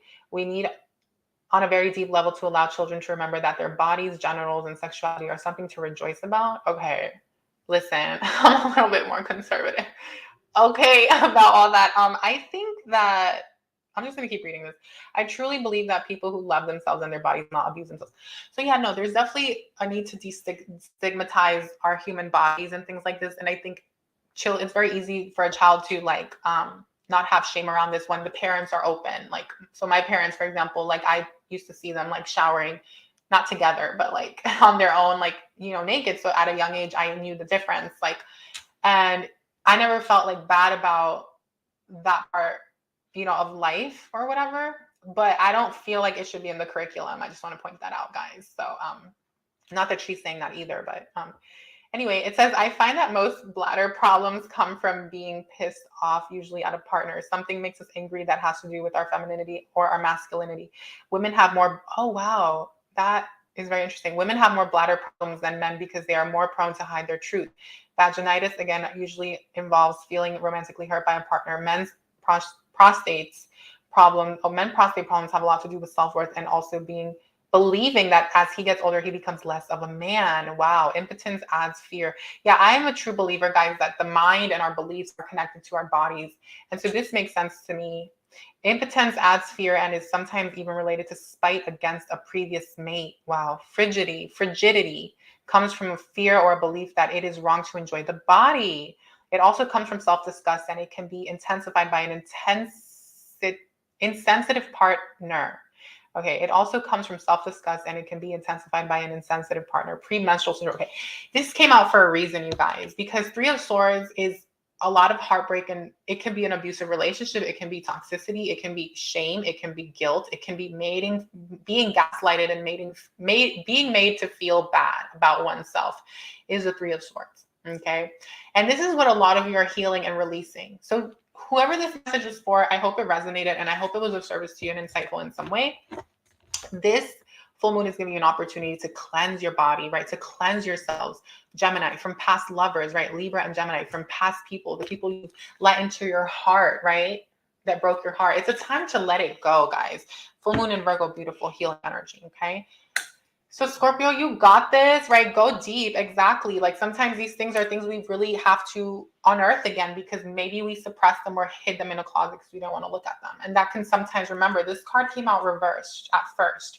And I was picking up that some Scorpios, some of my beautiful Scorpios out there have been like so focused on the practical side of life and go and accomplishing your goals because in a way it was easier to do that than to look at something that is really painful from your past. So if the full moon does bring it up again, heal yourselves, have compassion. This is the heart chakra. Yeah, know your worth. Again, these past partners, relationships, and friendships, even friendships, they don't dictate who you are, okay? You dictate who you are, my love. And before you know it, as this full moon in Virgo passes, it's going to be time to take action into Aries season and just continue being practical, right? Cardinal energy, be bold and make the first move. So it's just a really nice energy. I hope you enjoyed the reading, Scorpio. If you did, please give the video a thumbs up.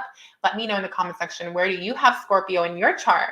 Are you a Scorpio sun, moon, rising? Do you have Mercury in Scorpio, Venus, Mars? Like, I would love to know. I personally have my North Node in Scorpio. I have Pluto in Scorpio. So I actually kind of resonated in a way, like with what the book said, like some of the stuff in the book, and like I can totally see how this Three of Swords has to do with some of that stuff, right? That Scorpio stuff that we all go through in different ways. But happy full moon in Virgo. Welcome to the channel if you are new. Thank you so much for being here. I love you all. Everyone that's been part of the Divine Fam. Thank you for your love and support. So grateful for everyone. And yeah, I will see you guys on the next one. Be sure to check out your other placements.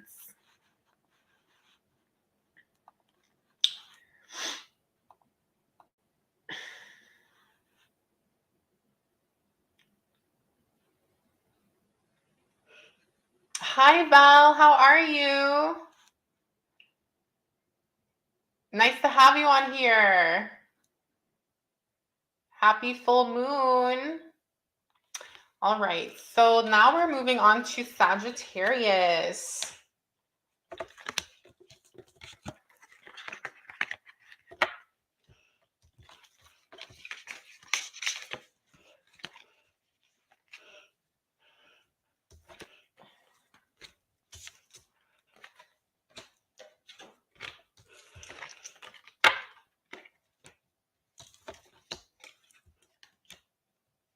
Okay.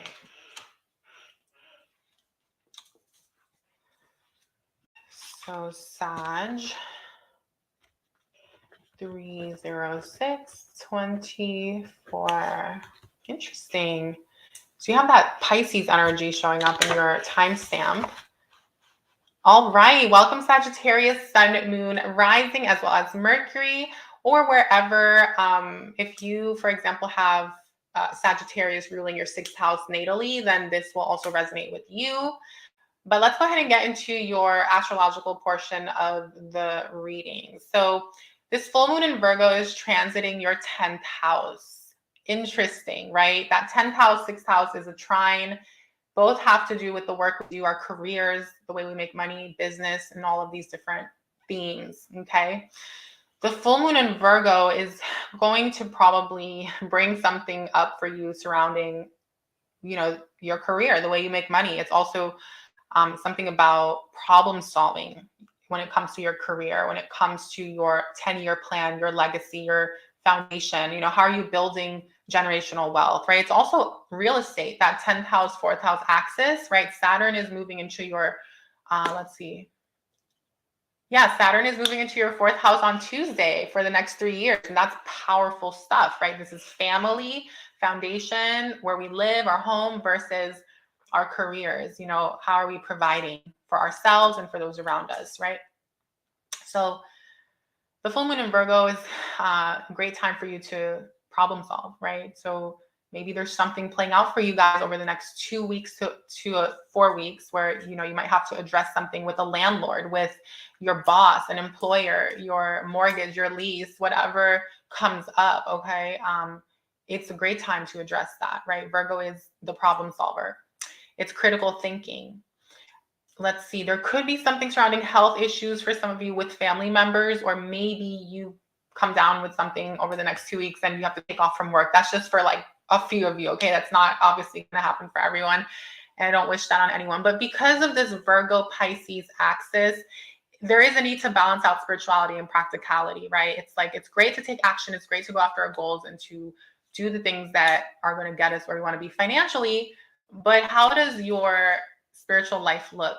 Okay, Sag, are you making time for, you know, meditation, for affirmation work, for mindfulness, for ritual, prayer, whatever it is that you do? If you have neglected that, full moon in Virgo is going to bring that up for you and is giving you an opportunity to start communing again with, you know, the divine. Okay. And what else? Kind of basically touched on everything, but let's go ahead and get into your cards. My 10th house is one of my favorite houses, having my midheaven in the 10th house. It's just a fun house, right? It's our money, it's our finances, our long-term wealth. Okay. So let's go ahead and get a message here for Sag, please. Those of you, some of you Sagittarius, the next 3 years, if you haven't checked out your Saturn reading, definitely check that out to see how it's going to play out for you. Not to get too much into that, but this is a great time for those of you who've been wanting to conceive but have not been able to start your families. It's about you getting your financials in order. Okay, love this. So for Sagittarius, please, what's come full circle over the last lunar cycle, last 6 months, please, and what's coming in for the next 6 months? What's playing out here? Wow, the Hangman in reverse, Sag. Beautiful. Absolutely beautiful. Okay, so normally the Hangman, okay, and you have the High Priestess here at the top. Normally the Hangman is about feeling like you can't move forward, feeling like you're stuck, like you don't have all the answers in order to accomplish something or make something happen. For me, it is usually legal, something legal or financial. But it could also be like in relationships, but because we're looking at your 10th house, we're going to kind of just focus on the financials. Okay. So this is saying that whereas in the last 6 months, you felt stuck or unable to take some action or make a large, like a life-changing decision, right? For the long-term plan, over the next 6 months, you'll be able to. This full moon in Virgo over the next 2 weeks is going to highlight something, right? That's going to reveal the path forward. It's going to show you that it is possible for you to maybe get that mortgage loan, okay, if that's something you want to do, or to finally be able to afford something free and clear, or to build a business, or to get something off the ground, whatever it is you're doing. Also your careers, right? Some of you have been waiting to hear back from an employer, or to find out if you're moving up the corporate ladder, if you're getting those raises and those promotions. It's coming in, Sag. I'm here to tell you that it's coming in, right? Number 6 is the harvest. It's the healing energy. It's the calm after the storm. And Libra brings a lot of balance and harmony as well. There may be some sort of new agreement, okay, in the next 6 months, a new lease, a new contract, a bank, something financial, okay, or an employer, just so you know. Productivity. So a lot of you have been really productive. Okay, that's indicated here. And, you know, like we spoke on with the transit, you know, it is important that you make time for spirituality, because as much as it's, you know, we love being practical, with the Cancer energy and the number 8, which is Scorpio, and the moon card, it is saying like, well, actually, I feel like this is saying like you've done a lot of this work, my beautiful Sag, right? I'm seeing that you actually have been going within and been leading into your intuition and the spiritual side of life in order to, you know, unearth certain things or get the right information. It's almost like you knew that you had to just wait a moment, right, Hangman, before taking action. And so now the time has come, okay, just in time for the astrological new year and the moving into Aries. So that's exciting. Okay. What else? Affection. Interesting. So some other signs have had this energy. I think this is just really coming up a lot because of the full moon in Virgo. opposite the sun in Pisces. And with the number 12, it is about our fears, right? The illusions, the beliefs that are misplaced, the programs, the subconscious mind, right? The things that we've been carrying with us about ourselves, right, Sag? So that stuff may come up for you at this time. It's a time to do a lot of like inner work, healing, looking in the mirror, and affirming to yourself the truth, okay, which is that you are more than enough. You are beautiful. You are this, that, and the third. Anything that's negative is not based on reality. It's based on a program or something that you were conditioned with or made to believe as a child or throughout your life. So that's okay, right? That's okay. But for some of you, because of the Taurus energy, this could also be like lack mentality, poverty thinking, feeling like I can't afford that, or I wouldn't be able to do this or that. It's a time to rewrite the story. It's a time to do some sort of ritual, prayer, whatever, mirror work, where you can really call this in. Okay, the full moons are a great time to release what's no longer serving us. It's a great time to write those negative things out on paper and burn that thing, burn that letter and release it, purify yourself. Okay. And I see you doing this. Number 12 is spiritual death and rebirth, right? Just in time for what? For the astrological new year. I sound like a broken record, but it is what it is. Okay. And then here we have the healing energy, beautiful, with the number 37 and the Aries energy, right? 3 and 7 equals 10, which goes back into 1. And Aries is represented by the number 1. So you're healing yourself just in time for, okay, the new beginning. The new beginning. And it's absolutely beautiful. It's time, Sag. I mean, I personally know some Sagittarians that have certain things that they haven't been able to like act on or really manifest. And it's because it wasn't divine timing, right? Astrologically, whatever, the cosmos. But the time is now. Like, someone comment down below, whether you're watching this on live or on the replay, comment, my time is now, Sagittarius, because this has been long overdue. I mean, I've been doing your readings and I know exactly what this is about, and knowing that it's in your 10th house, 4th house, like this is long-term like changes that want to come in that you've been trying to create for yourself, okay, for your stability and your long-term gains, your financial gains, okay? So yeah, just keep on healing yourself. It's all about loving yourself unconditionally with that color pink. And let's see what your angels want you to know. What do your angels want you to know for Sagittarius, please? Transformation underneath the number 8, right? Death and rebirth. Okay, you're going through your rebirth now. It's time. You've gone through the death. Some of you might have dealt with like death of the ego, false beliefs, things, all of this has been playing out for some time over the last 6 months. And now it's time to fully move forward. Okay. From now till Virgo season of 2023, my love. Learning experience. Beautiful, Sag. Yeah, all of this is part of your learning experience. Okay. Yeah, Virgo is about learning, right? Gemini and Virgo are both ruled by Mercury. And, Virgo is kind of like that graduation energy, right? Sagittarius would be like higher learning. Usually we can associate that with, older, when we're older in age. And, a lot of you know this already, but I just felt like saying that because this is indicating that everything that you've gone through, right? It was all part of your learning lesson. Your angels want to remind you that, this is part of what you signed up for here before incarnating. And it's part of your soul's growth, Sag. So look back on the past. Part of how you can heal, right? And with Cancer is like the Cancer energy is having compassion for yourself and not feeling bad about the things that were challenging or things that didn't work out. Trust that you're on your highest path and that everything's happening in divine timing and that life is happening for you, right?